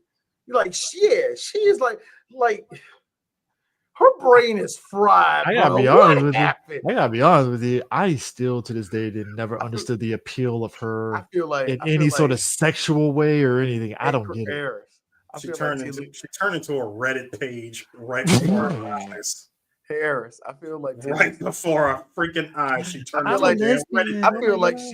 I feel like she got invited to a party with like a rich billionaire in Saudi Arabia, and he like took a dump on her head, and that like fucked up her whole viewpoint, and now that's what made her crazy. Yes. No, I disagree. Yes, she is. Yes, she was. And then she dropped. She was. But to answer your question, no, I disagree because if that actually happened, we would have seen less of her. Mm-hmm. Yeah, you're right. Because she believed because at this point you got to think once you've been literally shitted on, your level of your self-worth basically goes up. She was Asian and said she liked girls. Yep. It was enough. It was like if you took all of the extreme of the 2000s and took all of the Girls Gone Wild, throw them in one little thing, throw them in a batch, and stuff a Maxim magazine in that junk. Hit Puree. Wait a minute. Wait, before you hit Puree, drop a pack of soy sauce in there. Not the Geese Howard theme. No, just a pack. One pack. Which, by the way, of Kikkoman soy sauce. I was just about to say Kikkoman sauce. Which, by the way, Kikkoman soy sauce, and that's it. Which, by the way, it makes 0 sense. It makes no goddamn sense. That freaking Oster just spat out freaking Tila Tequila. I'm sorry, like, dude, because look. Do you know? Okay. I might offend some white folks on this one. I don't care. Fuck them. That's one of our mottos this year. Hey, y'all voted that nigga in. So you told black people, I want your whole ass cheek. That's what you told was in so during Tila Tequila's heyday, I was in the Air Force. I remember I did come out at a party and say, I don't get the appeal of Tila Tequila And them white guys looked at me like I said I suck dick. Nah, they looked at you like you said, you just said, hey, y'all want some paste? Y'all want some salsa? Hey, this stuff made in New York City. You would have thought that I said that I'm gay the way they looked Chris, at me and said that. I'm like like, this. I don't see the appeal. No, Chris, this is what happened. I don't see the appeal until it kill Eris. Eris, shut up. I don't see the appeal. I don't see the appeal until it's killer. Nigger. What? I'm surprised they didn't sit there and say "fuck you, faggot" or something. I'm Get really a rope. Get a rope. like yo, white guys will never beat the allegations that if our ancestors have called us to get a rope. No white guy will ever beat the allegations of looking at somebody weird for saying that they don't get the appeal to tequila. That's how much up the butt white guys were of her, and I was just like, I don't get it. Y'all want to know something funny? You can hear it in the if y'all listen to any of our classic episodes. I'm talking to episodes where the title card is gold. If you listen to any of them, you might get 1 or 2 episodes of Chris going, I gotta say this. I don't know what it was, but when I was in the military, Paris Hilton didn't have nothing. Why did y'all look? It perplexed Chris how much he hated Paris Hilton. But that was because of his time in the military. And that was like apparently the only thing the guys whacked off to. Like, it's like, bro, that old, what was it? That 05 to 08 timeline. Paris Hilton was very weird. And then hold on. And then she was given that what was it? Then she was given the try again extra bonus, from KOF after Rugal beat your ass, and you get to pick infinite super meter, half health bring bar. Up KOF. You know what? Yes, I am. You get all no, hold on, wait. And you get all she picked one of those just so she could be best friends with Nicole Richie and extend out that popularity for like at least a couple more years. Funny enough about that one for Nicole Richie is that when folks were all slobbing over fucking Paris Hilton, there was some black dudes that were like, y'all looking at Paris, I'm looking at Nicole. Like, hey, Christopher, just say niggas like D. That's what you need to say. Yeah. I'm niggas. Because you see, I don't know about y'all. Nicole Richie. Look, them droopy ass eyes and that maybe ass that she had. Y'all was she had more ass than Paris, and them fucking tabloids are making it seem as though Nicole Richie had a flat ass, and I'm like, nope. She did. No. She did. And the thing that really got me was though, it was like that whole Maxim generation just ticked me off so much. Remember when they made Fetch happen with Rachel Ray? Like, oh, she's sexy and cooks pie. They did that to Rachel Ray. And you know what, Chris? I fell for it. Chris, not D. Rachel Ray is the devil. I don't want none. I don't want no part of that shit. You don't want her making you food. You know how we talk about how people are talking about Ellen? That's who Rachel Ray is. Didn't she bang out like Bobby Flay or some shit? Wasn't there some scandal with her and Bobby Flay? Did she fuck up Bobby Flay? I don't know, maybe. I didn't hear nothing about that. I know Bobby Flay be on some bullshit. Oh my God. Look at this nigga, Brian. Hey, Brian, it was them Tracy McGrady eyes that she had. It wasn't. Where you going, left eye? There you are. See, she had to blink twice so it to get back on. That's OJ's kid. No, that's Lionel Richie's kid. No, she's adopted actually. No, first she's adopted. Oh, that was okay. I thought that was actually Lionel Richie's kid. Yeah. Okay, I thought that was Lionel Richie's kid. It is his kid. That's his adopted daughter, But but that whole era to me, like it's so funny. All those white boys who bought Maxim magazine, y'all really went out and voted for Trump this last election. I can't believe y'all. That was one of the most liberal magazines ever. You was raised on it. And you went out and got Donald Trump. I always felt the Maxim models had just waved up and down because it was regular ass chicks and stuff, which was fine. That's cool. Actually, that cool.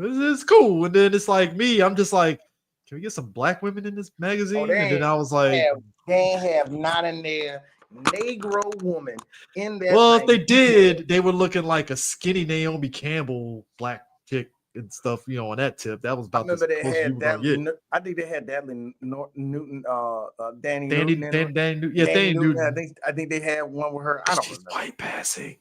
See, that's why. See, you wrong. It's Wayne's World. It's Wayne's World. But no, You know the one Wayne, thing I did like- Wayne hold on, and go Cassandra, ahead.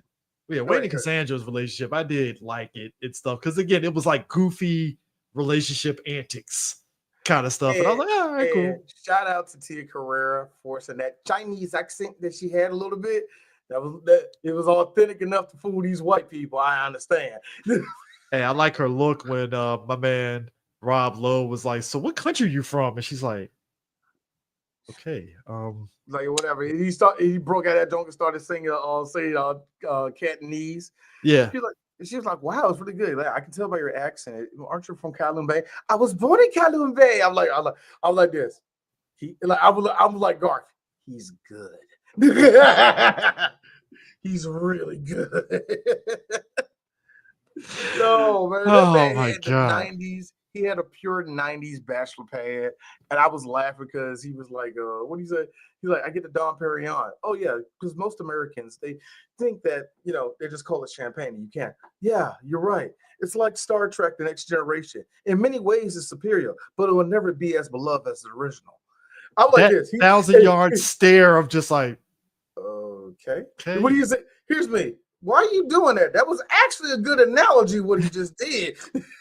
Hey, can I be real? Actually a really good analogy. If we're being real, I feel that was also something of the times because there is something to be said about how you could, like you said, some nerd shit like that at that time period around adults. It's like they look at you like you got the fucking damn scarlet letter and shit. Nowadays, you say that it's like, oh yeah, I get that reference. That's great, But oh man, I used to look at Deep Space Nine or some shit like that. If you get that now, the only things that were passing at that time, and even if you still get a look, was Star Trek and Star Wars. They were the only ones that gave you a pass. Everything else was just too much. Because if you said Lord of the Rings, anytime during the 90s, the smartest people in the room would laugh at you. Ew, that children's book, that's what they would have did to you if you said anything about liking Tolkien back in the 90s, man. That was nerd shit. Get that nerd shit out of here, Pachowski. That's what they would have did to you. Bruh. I think the funniest thing, though, is number one, my man Meatloaf, who they meet outside the club that they were going to. What was it? Was it the gas lamp? Gaslight? Gaslamp, yeah, Gaslamp. Yeah, the gas lamp. Which that sounds like, again, the most Gen X name of a fucking damn rock club ever, the Gas Lamp. Yeah, and then it was like the shitty Beatles. He's like, are they actually good? He's like, no, they're shit. Like, oh, I thought it was just a name. Oh man, I thought it was just a play on word. And yeah, me doing this, I give Mike Myers. He did it to the point where it was you expected. All right, yeah. Just tuck it behind his ear. Nah, it's this one. All right, yeah. Yeah. And the one that he kills me with the knot. I'm like, wow, the knots. Jesus. But D, let me tell you something. That shit didn't last longer than 2 years. Knot. But D. Wow. A sphincter says what? I'm sorry, what? A sphincter says what? What did you say? You're like, that's what I think about the situation. Man, when you can say that, you got my nigga twice though, bro. Finger boy right there, which that's Bill Murray's brother, by the way. I'm about to say that's when Bill Murray's brother Brian Doyle Murray. Yeah, Brian looks just like Bill Murray, which is a weird kind of connection. Brian was never the genes in that SNL family is strong.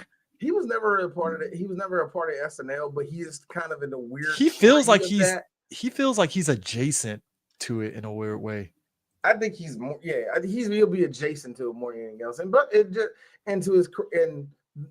thanks to his brother, he always got to have somewhat work during the 90s. You know what I mean, dude? Later on in the 2000s, he was one of those actors that he was on a certain level in Hollywood. He bounced between movies and TV. Yeah, in a way that, because again, that's that time period where if you went to TV, that was your career. But he was able to somehow he was on Wings for a couple of seasons, and then boom, he'd be in a movie, and it's like, huh? Or he'd be just like doing a guest spot in one of these comedies or even these dramas and shit. And Oh, he was on SNL. He was? Yeah. 70s SNL, but you know. So he was on the show too. I didn't know that. Yeah, he was back during the 70s, like basically Bill Murray, Dan Aykroyd, and stuff all the way through like the early 80s. So so he was on there at the same time as his brother then. Yeah, pretty much. So yeah, 78 to 80, and then he came back in 81 into 82. So yeah, he's it makes sense and stuff. It just feels as though like it's literal like him playing this, because the one scene that had me rolling when he was like, I heard Wayne's voice, kind of like Redman. He isn't woo, but he's always affiliated. Like, it's a good point. That's actually a good point. Nah, when he's sitting up there telling Wayne about him having to do a rapping for Noah's Arcade commercial and stuff, it is the most white guy rap ever. Come to Noah's Arcade. I'm like, that is come how down white to people... Noah's and you agree. I will be. It's one of those. It's one of the 80s hip hop that started out in the park. All you gotta do is just say that, and the kids will just eat it up. Now, I'll save that because I want that to be a little bit of a bigger discussion. I'll save it to when Sue gets back. But I did, like I said, with all of the there was more music in the second one, but with this one, it was just really centered around Cassandra. The music was the background to it. Yeah, everything. It was. Yeah, in this one, like the second one, it was trying to do a music festival. In this one, it was just trying to get Cassandra over and all the rest of that. And one interesting thing that does come up that I always question, and I'm glad I finally looked it up. Yeah, that really was Tia Carrera singing and playing her old guitar. I don't think that was her band. Sorry, my bad. I don't think that was her band, but yeah, I always wondered, was that really Tia singing? Yeah, it really was her singing and all that. So that's one of the cool things I liked about this, and it just made her sexier. Yeah, I mean, but like I think also too, you think about that time period and stuff. Like that one point they meet Alice Cooper. And again, it's the equivalent of like you meet your. Was that Laverne? First off, was that Laverne and Shirley, or was that another show, man?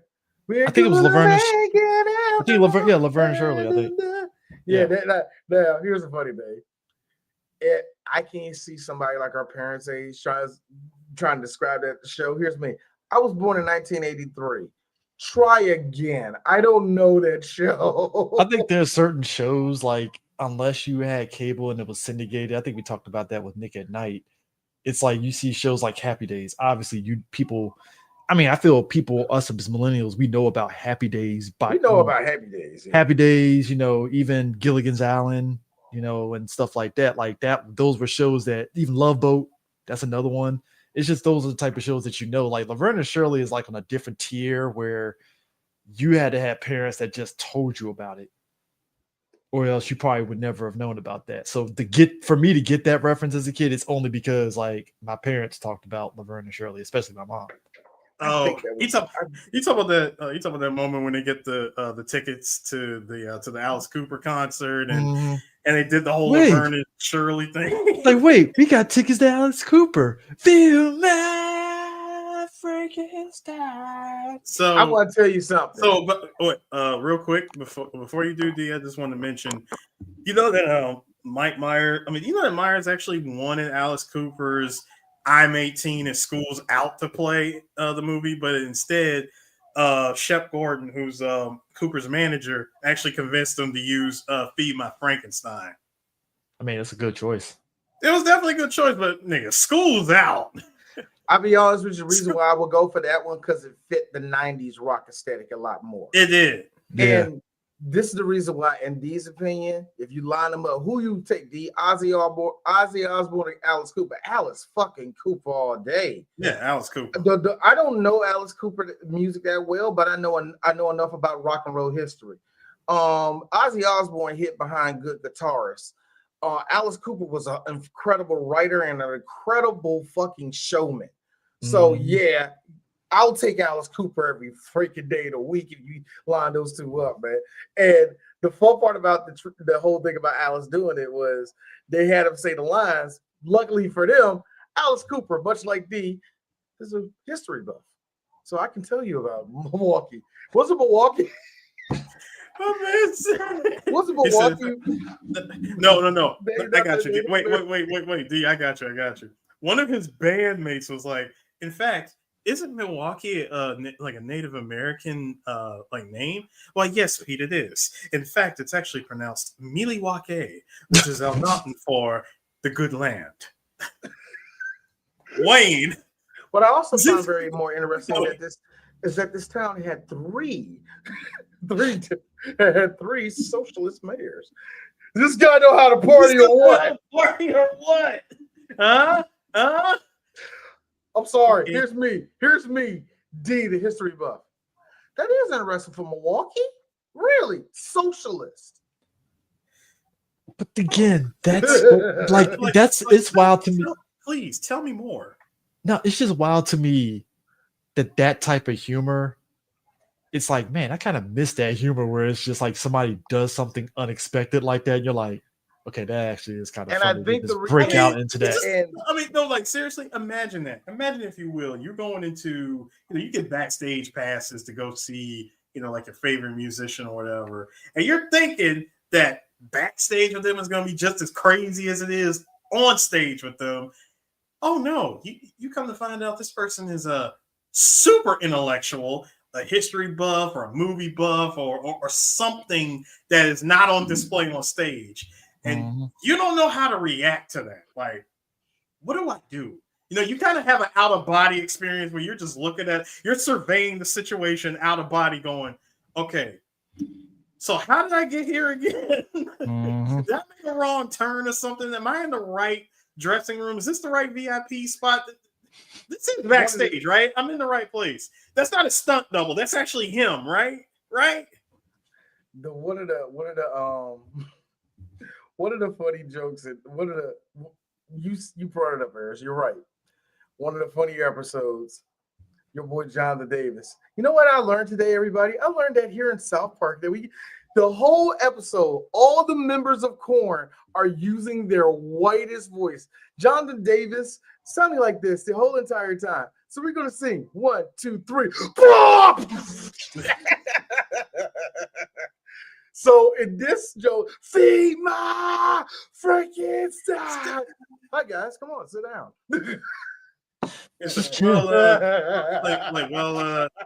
Well, we gotta go, so we'll get out of your hair. Like, no, like, please hang out. It's just, like, stick around, man. Like, have fun with this. Okay, we'll stick around with yes, yeah, with Alice Cooper. We're not worthy. We're not worthy. Me and Chris in one of the most fanciest hotels in Washington, D.C. This nigga Coca look at me and Chris and go, "What are you doing with me?" Hey, yo, nigga, I ain't got no money. Nigga, I got Netflix money. Come on. We're not worthy. Me and Chris is like, the most surreal ass shit Eris. Go ahead. I got mine, but go ahead. The fucking hummus costs $90. That makes my pocket scream. Hummus costs $90. How did it taste, D? Shit was bomb. And we in Georgetown too? Shit was bomb. And I told Coca, I was like this, do you know that niggas used to own this place? And then they kicked us all out like 30 years after that. And they told niggas not to come. You over here, nigga, putting your feet up. Fuck. Wow. The best meal of my life took place in the part of the city I was born in. I was born in Georgetown, so that shit was super surreal for me. Hey D, it'd be wild if I get shot today. Yes. Anyway. It's funny that happened to you, gentlemen. Meanwhile, for me, 6,000 plus miles away on the other side of the ocean, I'm walking into an arcade, and I just happen to turn right, and I'm making my way down the staircase, and who just happens to be turning in that same direction, walking right alongside next to me? I probably told y'all this story before. Scruffy little Japanese man with the high top and the sunglasses indoors, and I'm like, Harada? Oh, like, Oh, yes, hi. Shook my hand and everything. Oh my God, sir, you're responsible for my teenage years, and sir, I'm worthy. Oh my God. Eris, Can I get? Is it okay if I get a picture with you? Nicest guy, Harada, Tekken's own Tekken director Harada. Nicest guy I've ever met. we had it. Me and Eris had it last year. After Eris is set, we having a good old time backstage at BlurCon.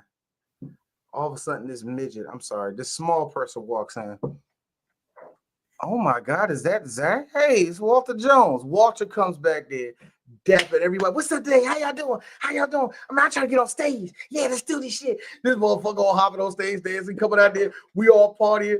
We were jumping. We all back there jumping around, joking and shit. Hey man, I try to. Yeah. We like this. I'm partying with the Black Ranger. I leaned off his ass. I leaned over the Eris. Here's me. Our life is a movie. No bullshit. I hate the term. I'm really honest with you. I hate the term last night was a movie. No. BlurCon 2024, Saturday night for Eris and D was a fucking movie. Good Lord. Anyway. So it's all. So I say this to I know. But that's what makes the Wayne. The movie critics and the guys that do the Blur podcast, y'all got to meet famous people. You can too. All of y'all can. Here's the thing, though. But that's what makes this thing with Wayne's World relatable in a way is the fact that they get put in positions where they meet the people that they listen to, kind of thing. Because it's just that it just matches up with what they envision of it. So the Alice Cooper thing. You do laugh at it because it does kind of like, if you're a fan, it rocks your head like, well, this person isn't what I thought they were. Not in a bad way, but just kind of in a, you just put your expectations to the moon and it's like, huh. And I'll give you one more, Chris, and I'll give you one more. It was me and Eris. The whole time. Yes. Sun, stars. Yes. Oh, yes. I gotta be honest with you, man. I ain't never watched the show. I do want to ask you about Interstellar right quick. Hold on. This is the thing I like, though. This is how you doing? He looked up and saw two brown people. Hey, what's up, fellas? What's good? All of the Bronx hopped right out of Neil deGrasse Tyson. He was like, niggas. Oh, thank God.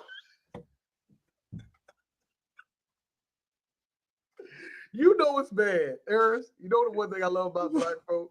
Even with, like I said, and I actually understood what Dave Chappelle said, the older I get, the more I get comfortable about no niggas being around me, and I'm actually fine with that. But every now and then, I know one of us is in here, man. Somebody, hey, what's up, my nigga? What's good, man? Hey, man, I want these crackers.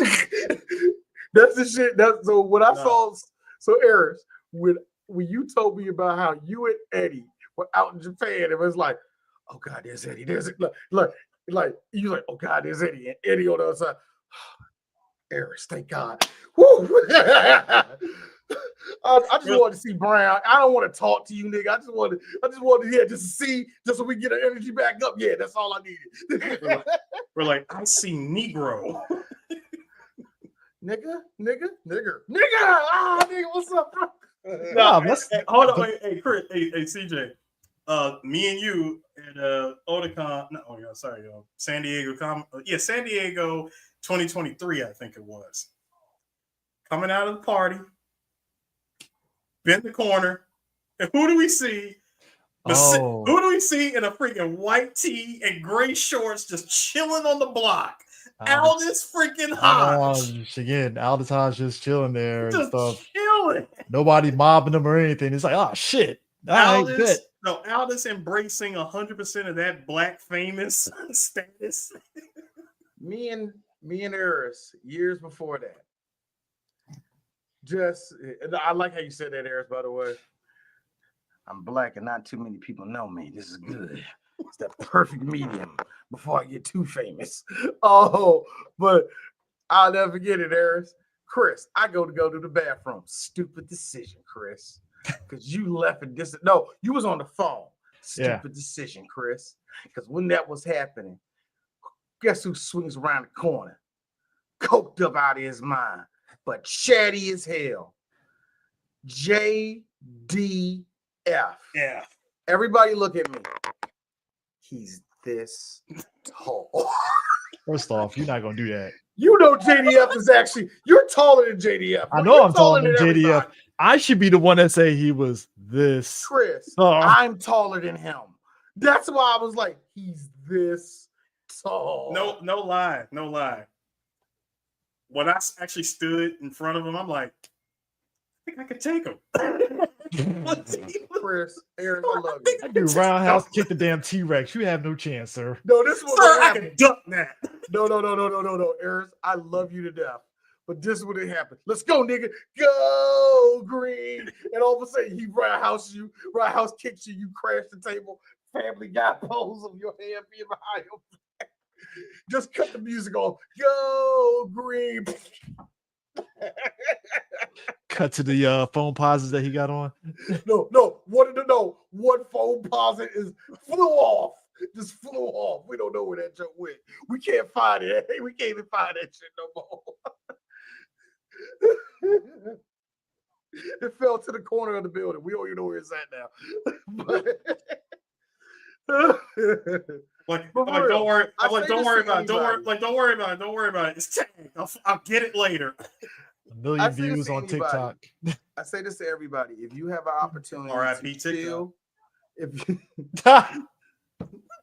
if you have an opportunity to chill or be around a celebrity, don't be a goober about it. Try your best to hold it in, because later on that night, be at Eris, Black Ranger hit the corner again. This little short motherfucker Parks is now. I was being funny with JDF. No, Walter is this tall. I was being funny at first. No, low key. I know he was having fun, but I think my height is the reason why he went along. When I was like, yeah, so when people make fun of your hair and stuff. Yeah. Push that tall nigga out, bringing up my shape up. Oh, D was hollering out of the side of my ear when I said that. Speaking of hollering at the side of my ear, we're chilling there with this. Hey man, can I get a picture with you? Walter, I'm just chilling. I'm just chilling. I'm just chilling, dog. I'm just Eris leaves in my ear.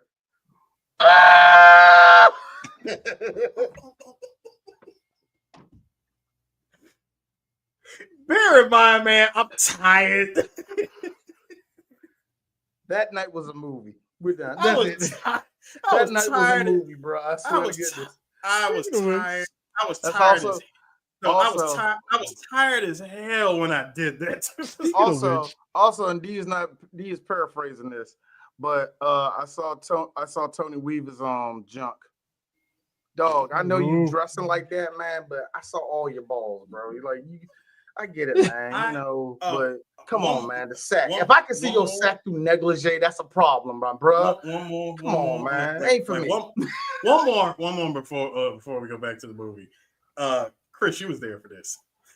We're on a boat in San Diego this time. I know this story. Know how you said, D, you know how you just said, when you meet someone famous, don't be a goober around them. Don't be a goober. You try your best to hold it. Here's the best part. Here's the best part about being about being at this boat party. You don't have to be a goober. Everybody's getting liquored up.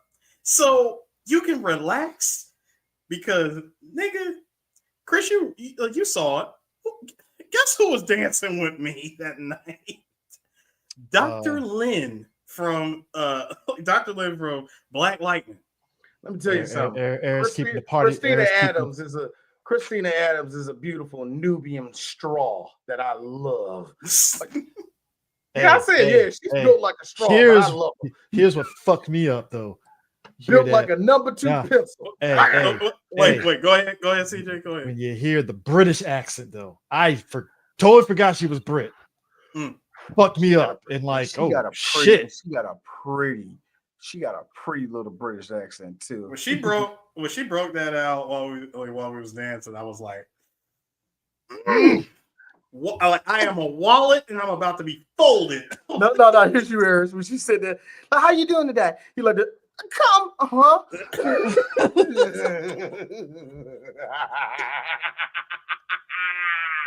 love it. I'm like I'm like Dave Chappelle and Half Baked. Just I'm good. And you? Straight up Damon Wayans blink me.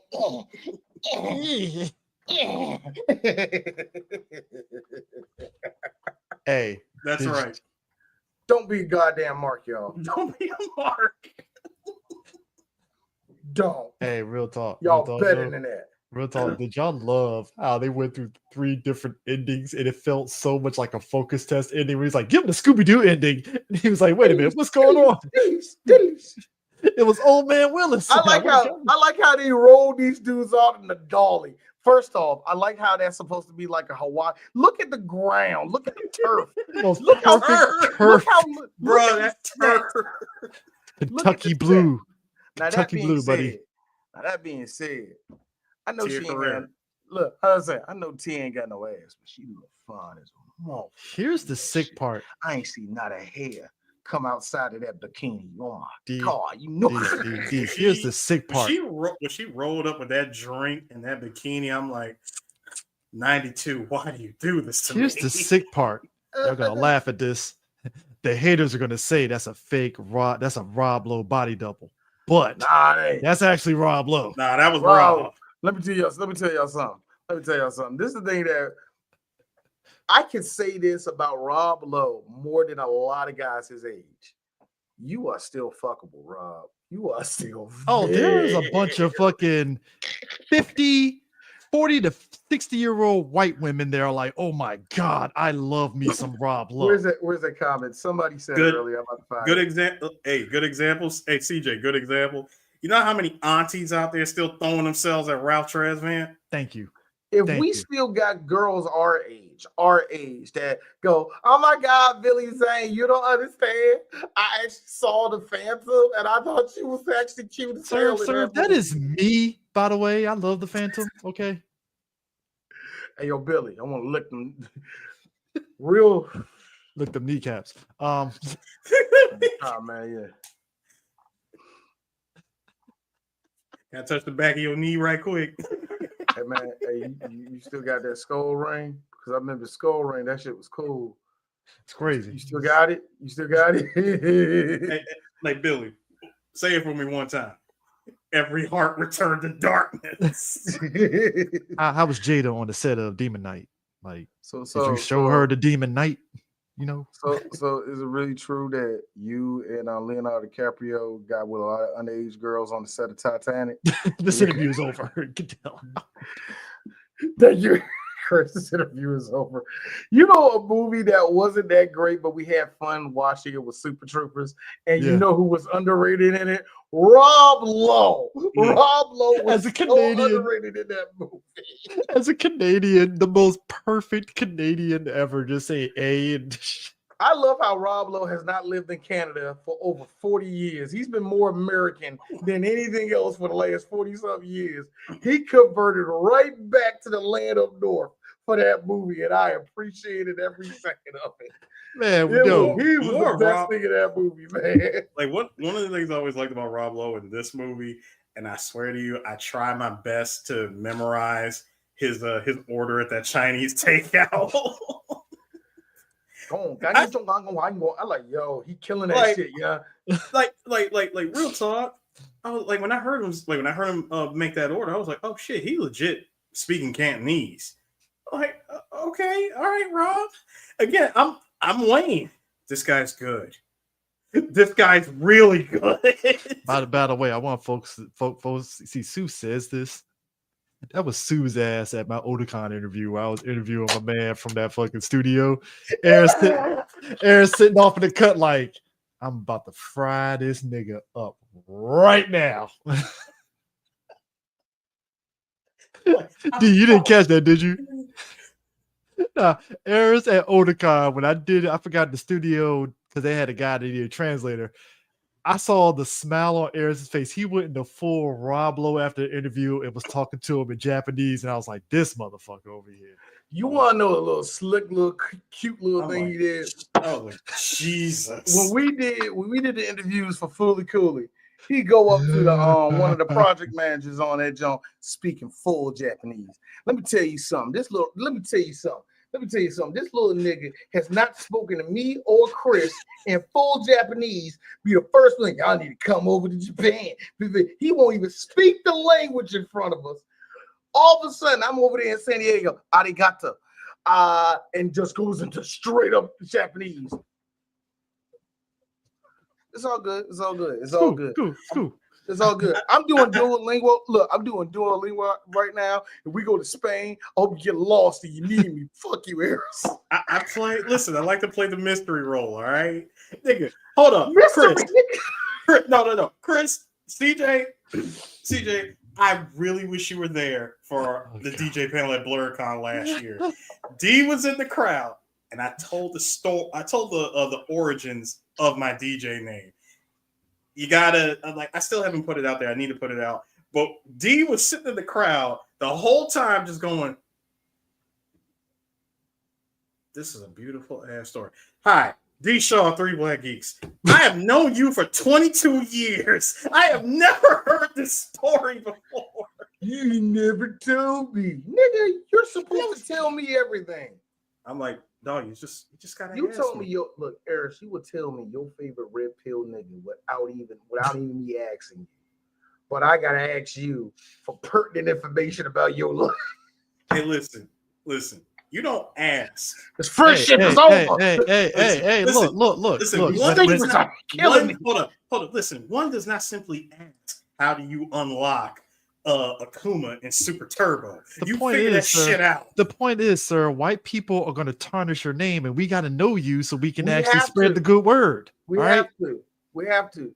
Because what if 16 years worth of podcasts. Eris, At the Have point. fun. All have it takes, fun, all it takes, combing. all Have it fun takes, combing. all it Eris, takes is an we're AI living- image of you like touching a girl wrong or something, and that's it. Eris, 16 years of podcast. we are is living- done. Hold up. We are living in Elon Musk's internet. You know that No. can happen. No. You know that can happen. Let me stop you right there. CJ, look at me.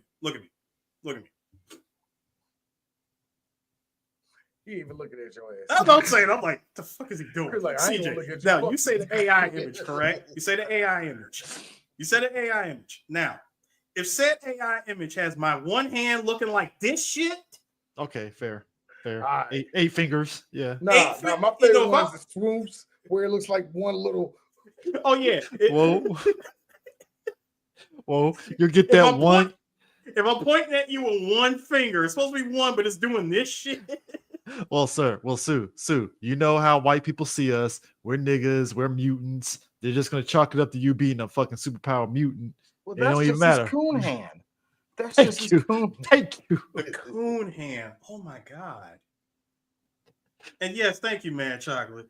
I am the wild card. Charlie. Wild card bitches. Yeah. Yes.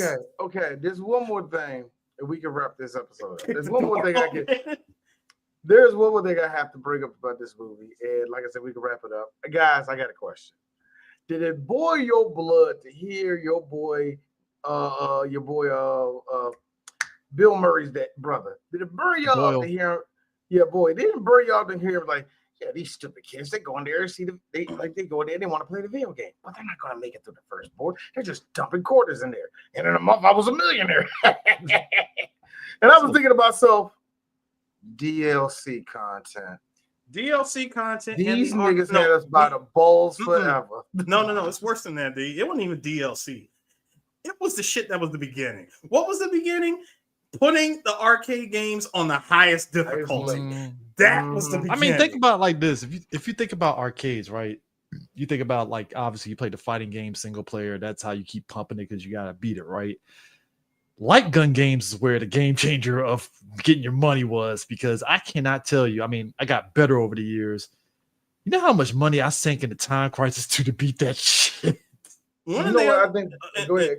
This is also one of the things that made me love the game is the game was the movie. Seeing Sonic the Hedgehog on the backdrop for Noah's Arcade. I was like Chemical Plant Zone. Yeah, no, this was Sonic 1 that they were I showing. thought it was Nah, was that Marvel Zone? It wasn't Marvel Zone. It was one of the later stages. It was Starlight. Zone. Yeah. Starlight. When it showed the Starlight Zone, I was like, Sonic the Hedgehog 1 and an arcade? Noah's Arcade? I'm like, okay, all right, this is cool. To me, that was classic 90s. It's a video game. Just put it in the background. Blue screen. Just throw it in there. Blue screen. Then the other bit that I thought was interesting was just their very first and only sponsored episode. Wayne's World, party time. Excellent. Wayne's World, sponsored by Noah's Arcade. Party on, Wade. Party on, Garth. Wayne's World. Okay. Hey. Party on, welcome to Wayne's World. Party on, Garth. I guess. I gotta be real with y'all. One of the things I super fear. It's time for 3BG, Aries, and DSCJ. Gonna make them up. I'm scared of even the corny rap was. Hey, yo, I got these three nerds. They talk about movies. I fear all of that crap. That gives me the ick. Sir. I'm having Vietnam flashbacks to that fucking shitty 4Kids One Piece rap opening. Gotta go, yo. I would look, I want to know what rapper did they con into the booth at fucking 4Kids? That was Chris Sabat's cousin. They got him. Larry Sabat. Larry Sabat Jenkins. Look, there is certain. We were that's a time period where somehow white people were in those rooms with ideas on dubbing anime and cartoons and said, I got it. Hip hop. That'll get the kids. It was because they saw it as the mistake is everybody thinks in the 90s that's where rap got really commercialized. No, it got commercialized within the first 5 years of it being made. When MTV saw it as another source of making, not MTV, but when music record labels started as another way of making money, that's when you started seeing the gimmick rappers of the late 80s. That's where, even though we liked y'all, the Fat Boys, that's when you had Vanilla Ice and a couple other people I can't name right now who were gimmick rappers. And some rappers who we kind of respect, a couple of y'all were seen as gimmicks. Yeah. So, it's always been like that. But man, just that Noah's Arcade. Yeah, we mentioned it, Jay. Yeah, that Noah's Arcade shit had me dying because I was like, that is kind of like the fear. Yes. Brought to you, sponsored by Raid Shadow Legends. I did our commercial for Manscaping was only on 2 episodes, and I was so mad because I was so proud of them. Hey folks, I was this close. 3BG was this close to doing the Raid Shadow Legend until I read up on the fact that damn near everybody does it, so there's no money in it. And I was like, well, never mind. There's no money in it. You're just promoting a free fucking shitty product, basically. It's like, just oh wait, there was another part. It was Noah Vanderhoff's wife. She's looking at the camera lens and going, she's like, it's so huge. One of Wayne's camera guys like, thank you. Do I frighten you? No. Do you want me to? She doesn't answer. You got the Chelsea image, bro. Anyway, your wife is a babe, sir. Like I said, there are moments in this movie that I just flat out love. Like I love that scene, bro. The car. This man Wayne breaking out the car. This man has no penis. And I like how that was. What was it? No, what was the other one? He was like, this man blows. I said, this man blows goats. Blows ghosts. I have proof. I have proof. Everybody was cracking these. I feel again, it's white people humor. Blows goats, bro, come on, man. Like, who thinks of this? Only white people can think of something like that. I call bullcrap. Actually, there are expressions in Africa and in Pakistan where it's like they'll say the word. Go What's that fuck a mean? goat or something like that. They're like, Yeah, what's that mean? That means your mother fornicates goats. Like, Fornicates with goats. Still and the saying word is fornicates makes it even worse. And here's me. How you say the word again? I'm finna say it in that accent and They saying are teaching you- fornicate. They That are just teaching- makes Sir, they are teaching you the haram language. This is haram. I thought you were good. yeah. No Rubal Holly joke. Damn it! I was just about to do it. I was just about to yell. Not this time. Not this time. But no. One of the other movies again was the Wayne with the cards. Like there was that one, and okay. What Gen Xer had fun doing this at an airfield where you're sitting on the hood of your car, you're waiting for a plane to take off or come in landing, and you're supposed to just, I guess, feel the wind from it. Yeah. What Gen Xer? Is this how y'all pass time back then? I got to be real with you, okay? Because I know this. Because I still to this day go out to national airport and either walk around there, have my kids play at the park down there, see the airplanes fly off. It was always like that because my dad used to take us fishing out there. It was always like that. There were always a bunch of people just sitting out there, just seeing the planes fly over them at low altitude and all the rest of that. To me, that's a very suburban thing to do.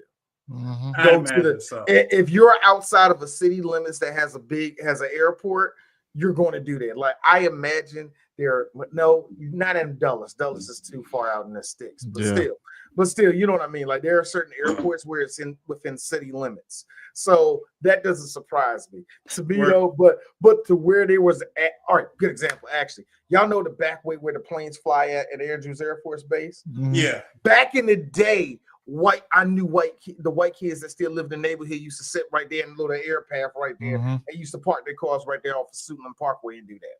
They used to do the same thing, just watch the airplanes come in. Then 9/11 happened, and watch on that. Yeah. You can't go that back way in the Andrews Air Force Base no more. Hey, look. Hey. I was gonna say next question. What? Oh my God, that is very true. Thank you, Tevin. Colleen Camp played Noah's wife. I forgot that was her. You want to know the one that got me was it was actually for me. It was Lara Flynn Boyle playing.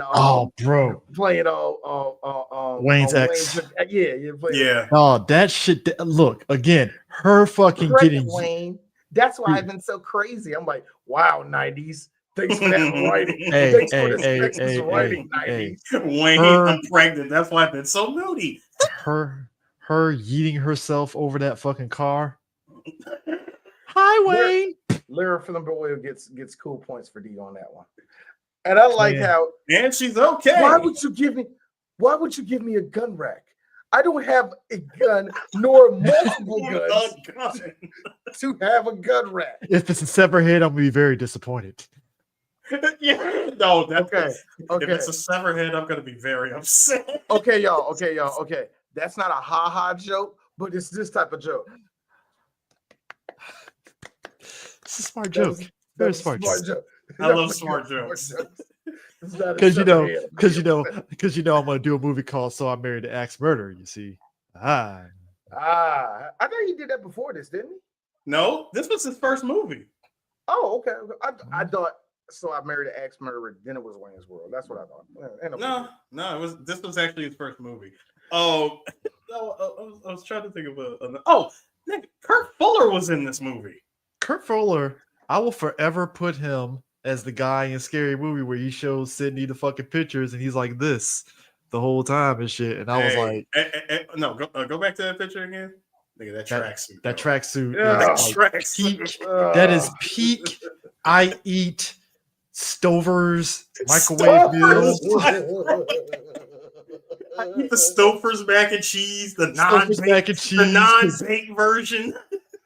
Live in a one-bedroom apartment. I can't cook, so I eat Stouffer's. I eat Stouffer's. And I get mad when they run out of the Stouffer's stuffing at Thanksgiving. That bald head is iconic. This is a man coming fresh off of Ghostbusters 2. Knows how to play All right, sniveling hold on, people. hold on. 60, 70, 80, 90. Oh, so that's 40 years old. He's 40 years old. Yeah. All right, that makes sense. I swear to God, I thought Kurt Ferrell was like 33, and I was like, "That's 33." I was really about to go. No. 30, no. Him at 33 was that movie he did about the other nukes going off in LA at the tar pit. Miracle Mile. Miracle Mile. Airs. Man, Yes, sir. Yes, sir. Yes, sir. We might be doing that when this one over here leaves. Okay. We actually might be doing that for 3 Red Weeks. That's actually the perfect time for D to talk about the movie that traumatized him for years. Which is Miracle Mile. Miracle Mile. It's a long story behind it. Dude, the fact that give me the flashlight. Give me the flashlight. Hey. No. He just took the flashlight from her, and disarmed it. I loved it because he grabbed it. No, he did it right. Grabbed it, one twist, dropped it. One twist, drop. He's cool. It's okay. It's cool. He's gonna be all right. It's gonna be shout out to his boys. Bench. Not jumping, but they did the low move in. The lean in. I was like, no. It's okay, man. He's like, wait, no, Benjamin's my best friend. No. Benjamin is no one's friend. If Benjamin were an ice cream flavor, he'd be pralines and dicks. Like, yoink! I like because you hear the clicking of the flashlight and you hear the batteries hitting the ground. That's the best part for me. He's cool, man. It's okay, man. It's cool. It's gonna be fun, dude. The fact that he played an entire Foxy Lady joint in his mind when all he had to go was talk to his dream woman. Which, by the way, every time he saw her at the every time he saw her at the donut shop, the camera would always like careen and crash into him and make him fall over. He's like, "Oops, I fell." Dude. He's like, guys, what? He's like, what? What do you do? He's like, what do you do where every time you see this an amazing, wonderful woman, you think you're gonna hurl? Like I say hurl. I say hurl. Like if you blow chunks and she stays, she's yours. But if you spew and she bolts, it was never meant to be. That doesn't work in this case, Wayne. But okay. Hey, small little joke the movie did. A man getting his admissions done and he's giving them the money. He's all like, well, how about this? No, it's not enough. The change is still not enough. It's crazy. And then he puts the roll of quarters in there. All right, it's good enough. It's like, all right. 90s mechanics. Guard. Like, get the car. We gotta go. No. He wasn't that obvious. After he freaking scratched the car with it, he just walks with the lane and goes, I think we better go now. I'm gonna be real with you.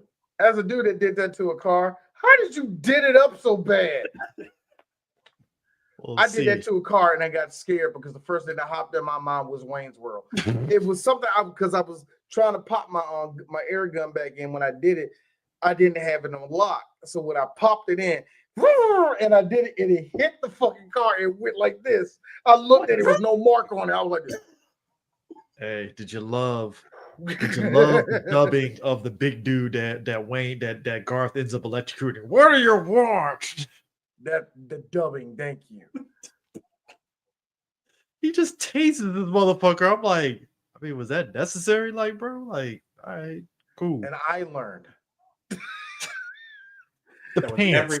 It's the pants. I was just about to say the pants, the tracksuit on Kurt. No, like I said, man, Kurt hit it. The Nikes. Yo, why? Yo. Do you peep the sassy stance? Yes.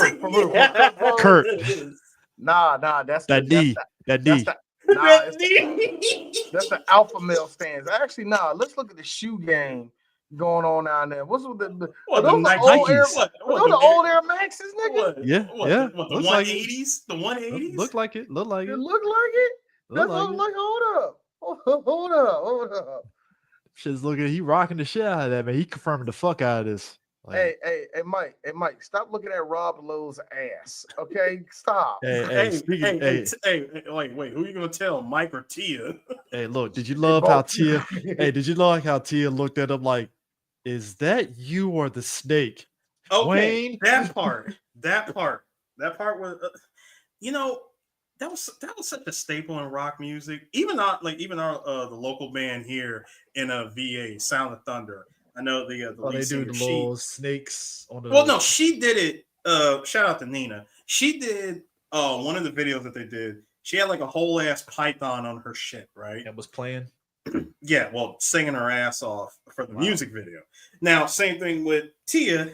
She's got a whole ass boa constrictor on, like around her shoulders and shit.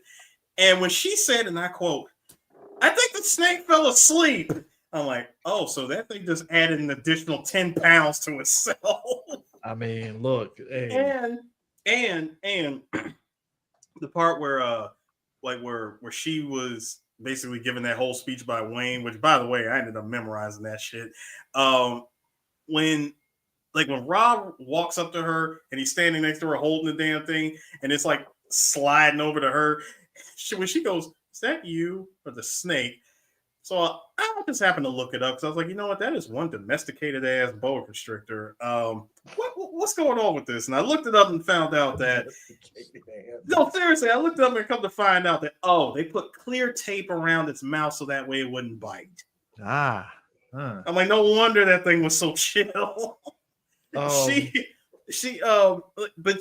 by the way, that moment, I memorized that moment of Wayne, go home. No, I'm not going anywhere. Cassandra, I love you. You may not believe it, but I love you. Am I supposed to turn my back and leave? Am I supposed to be a man? Am I supposed to say, it's okay, I don't mind? I don't mind. Well, I mind. I mind big time. And you know what the worst part of all is? I never learned to read. Is that true? Yes, everything but the reading part. Oh my god! 90s humor at its best. By far one of my favorite. Probably the way the movie ends, like fish face. Here's me.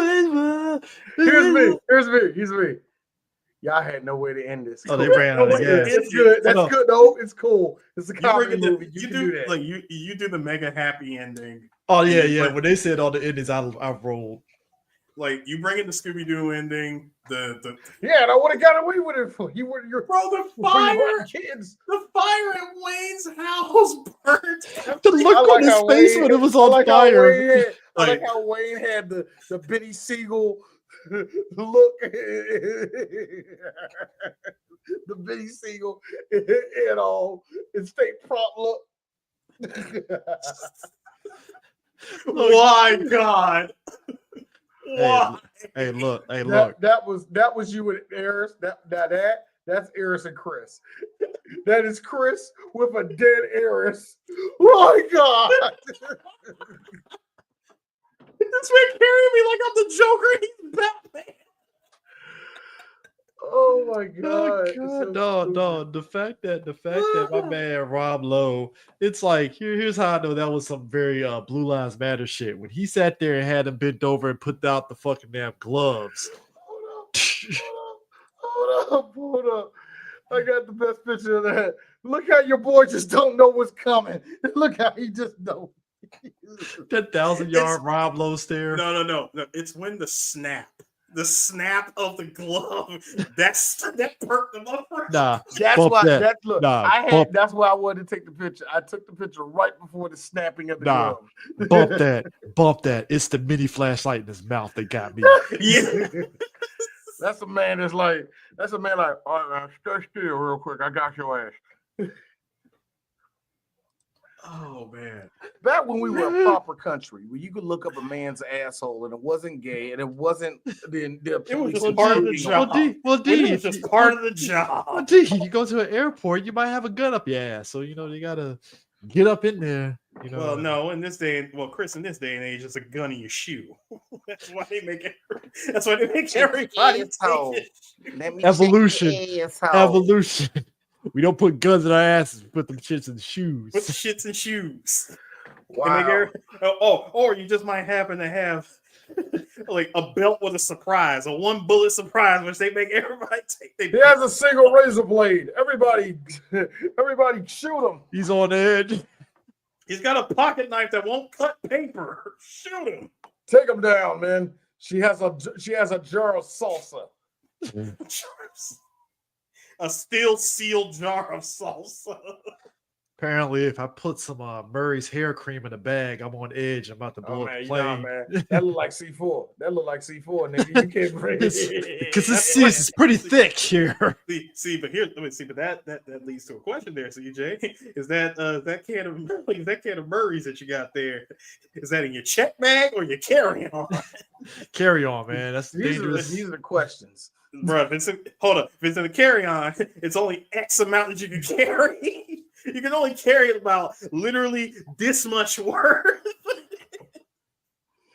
I don't know. Even a This shit quarter of will a not Murray. get you through a weekend, bro. Dude, are you serious? A Murray's can't last you 15 years. What are you talking about? No. I'm talking about this shit, but the entry is very shallow. Oh. It's quite shallow. So. All right, Garth. All right, Garth. Got you. Feel you. Like trust me, it's just the aesthetic. The inside of it is only barely an inch. But as we wrap this up and stuff, we talked about it during the soundtrack again, Fire. You know, obviously it's $5,000. We got $5,000. I gotta be honest with you, that is kind of like how we envision ourselves when we get money. If you think about it. Think about it. 5,000. Basically, Rob Lowe gave them $10,000. In 92, $5,000. 92. That's the CD player with the Velcro attached. Dude, when he bust out the Velcro. fucking money for the fucking damn guitar, like ching ching, I'm like, God damn, balling. Yes. Thank you very much, Tevin. Garth's Dream Woman, played by Donna Dixon, Dan Aykroyd's former wife. Dan Aykroyd is a guy that just has so many stories that's just random as hell that he knows. I swear to God. I would listen to every single one of them. It's like, Dan Aykroyd. I know a lot of stuff. Buy Crystal Head Vodka. And I would ask Dan, I'm like, Dan, can you tell each of your stories in the voice of a character that you played in the movie? Dude, that is a 3-part podcast for 3BG if that ever happens. I'm like, all yes. right. Now I can tell you the story about how that time me and Harold Ramis stayed up for 3 days to write. That's where and when you do that, I need you to do it in your Zelensky voice from Tommy Boy. What's my Zelensky voice? Do Chicago. Okay, my Chicago voice. All right, now there's Don't you remember Dragnet? I was in that movie. Dragnet. Look. I've been wanting 3BG to do a lot of the silly movies, more of the silly movies, like Joe versus Volcano. Not a Joe versus Volcano. I'm talking like scary movie. The Burbs. I want us to do. What's face again? I want us to do not another teen movie. I want us to do Airplane. I want us to finish Naked Gun so we can get to movies like the Man Who Knew Too Little. The rest of what I'm saying. Yeah. I want to do silly movies, man. And that was actually one of them I was looking at. Like, dog, wouldn't it be great if we go back to this? I know we mentioned y'all mentioned MJ earlier. His manager was in this movie, Frank DeLeo. Yep. Yeah. When he what's the face at the end of the movie? Mr. Big, yeah. Mr. Big, yeah.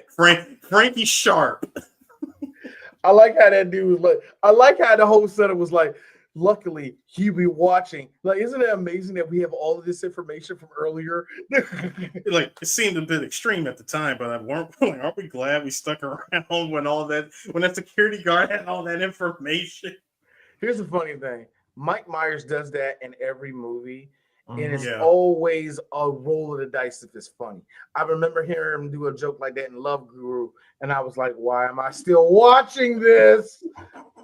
And I remember I forgot it was something that came up with the third Austin Powers where it was like that, and I did this. Hurry it up. I mean, it's kind of crazy how, like, when you think about Wayne and Garth, they, because of the time period, got compared to Bill and Ted. They It did. was a time period. Yeah, and I know it's a time period and stuff like that, but I do appreciate how, like, both like character groups were still different from each other. Because isn't isn't it funny, CJ, that this movie comes out a year before Bill and Ted's Bogus Journey? Mm-hmm. But I do feel the area where both characters are from makes a difference and stuff. Because again, you have one group of characters from Chicago, that area, and then you have another. Well, Illinois, Chicago, Illinois, and then you have another group that's in L.A. Basically, San Dimas, California. Same thing. Suburban, stuck in the suburban life type of stuff, man. But Wayne owns a house, though. No, that's his parents' house. That's his parents' house. He lives with his parents. The most suburban ass house we never see. But remember, this is during the 90s where living with your parents made you look like a fucking loser. Yeah, you're a kid. You're a kid because they play street hockey. You see, car.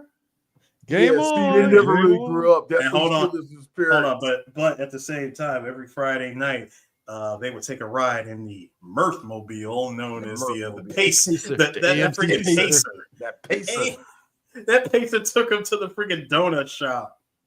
Hey, look, man. That's your Friday night. Yo, Wayne looks like he has parents that come down. I have some Kool-Aid for you guys. Don't you know? You know, that kind of shit. You know what, Ryan? I like this, like I said, but you know that van's been out there too long. When are you gonna get a real job? You know that happened.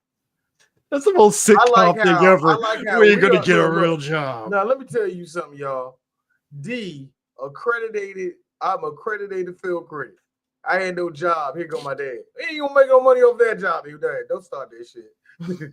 Hush that shit up, nigga. You know I don't get paid. So what we got next, D?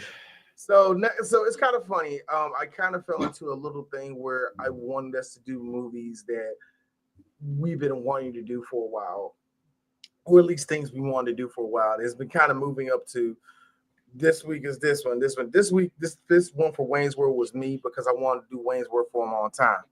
Next week is the fall episode. So is you, Chris. I mean, this next episode is yours. And it is a movie that Chris wanted to do for a while. In fact, he wanted to break into a series for a long time. We're finally breaking into it. Y'all, I know this is going to sound crazy. We never talked. Well, actually, we did, but not a lot of y'all know about it. And we will be redoing that episode. But we are now going to introduce a lot of y'all to the world of Ernest P. Worrell. We are doing our first Ernest movie. And that is Ernest Goes to Jail. When Ernest, the everybody's favorite janitor, groundsman, every man job, goes to jail and gets arrested. He switches the identity with a man who looks an awfully lot like him, when all you had to do was slick back your hair and you're evil. Let me tell you something. Look back your hair. Normal Ernest. Evil Ernest. Let me tell you something. It really was. Just be angry. You're evil. Much like Raul Julia. Jim Varney was taken away from us when we really needed him. Jim Varney was much like, okay.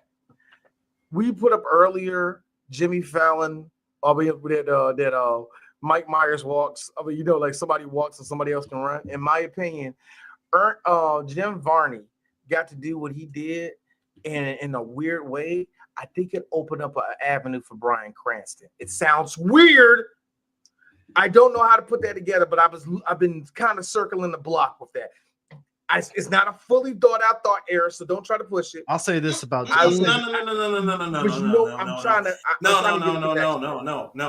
I'm not disagreeing with you. I'm actually like putting myself in that position.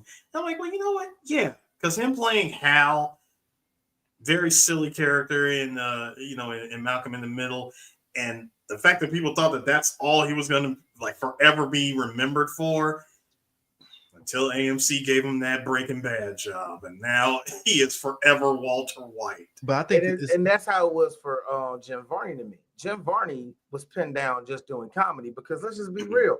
Ernest was big, you know what I mean? It was a big deal. So yeah, so yeah, Ernest, you kind of stuck in that character. But unlike, this sounds like it's backhanded, and it is. Unlike Tyler Perry, he can actually do other acting. He can actually be more into the character that he is. And Jim Varney was actually a really good actor. He was actually Shakespearean trained, but all he was hampered to was comedy. And like I said, not his fault really, because Ernest was a big thing, and I mean, kids like Ernest, for him, but it was like very silly slapstick stuff. And Ernest Goes to Jail is probably like that, and Ernest Scared Stupid is funny because like Ernest Scared Stupid had the funniest line ever. The Great White Hope or something? Was it the Great White Hunky or something like that? Yeah. Yeah, he said the Great White Hunky, and he says the Great White Hunky. Dun, dun, dun, dun. That shit had me fucking dying because it's just like with the way he delivers the line, it's just hilarious. And then Ernest Goes to Jail, all the goofy antics that he does, just as what at one point he dresses up as an old lady. My with the neck thing and stuff. No, I love it because Jim Varney basically does a white version of Maya Angelou. Young man, do you know what you're And what makes it great is that he almost gets away with it. And again, just the bit of the two prison balls, because that's how you know you did hard time in prison. You had the ball and chain. The two prison balls. Good old 90s, what we think jail is shit. The prison ball drops down, and then this like the facade just goes. He was like, and they just throw his ass back in jail. It's funny. Just that is it's just silly humor that just works for me. So we can finally, like I said, I think this is the perfect time for us to go into earnest because we have experience and we can talk about this in full and have a good show on it. Everybody, thank y'all for staying up and watching this episode. Like always, watching us. We will see y'all next week. We are almost back on a normal schedule. Me and Chris, we got to hook up and do a couple sports shows and all that. But yes, we're almost back at 100%. It's going to be really rocky because DJ Sue is going to be leaving us next month. We will leave y'all with more information on that. And then after that, we got fucking BlurCon. And then after that, this tall one over here decided to get married this year. So it's going to be really weird. It's not going to be so much weird this year. It's going to be a quirky type of year. All right. So that's the best way I can say it. But anyway, that's the episode. Peace. So, yeah. We see you guys next week. Hey, Vern.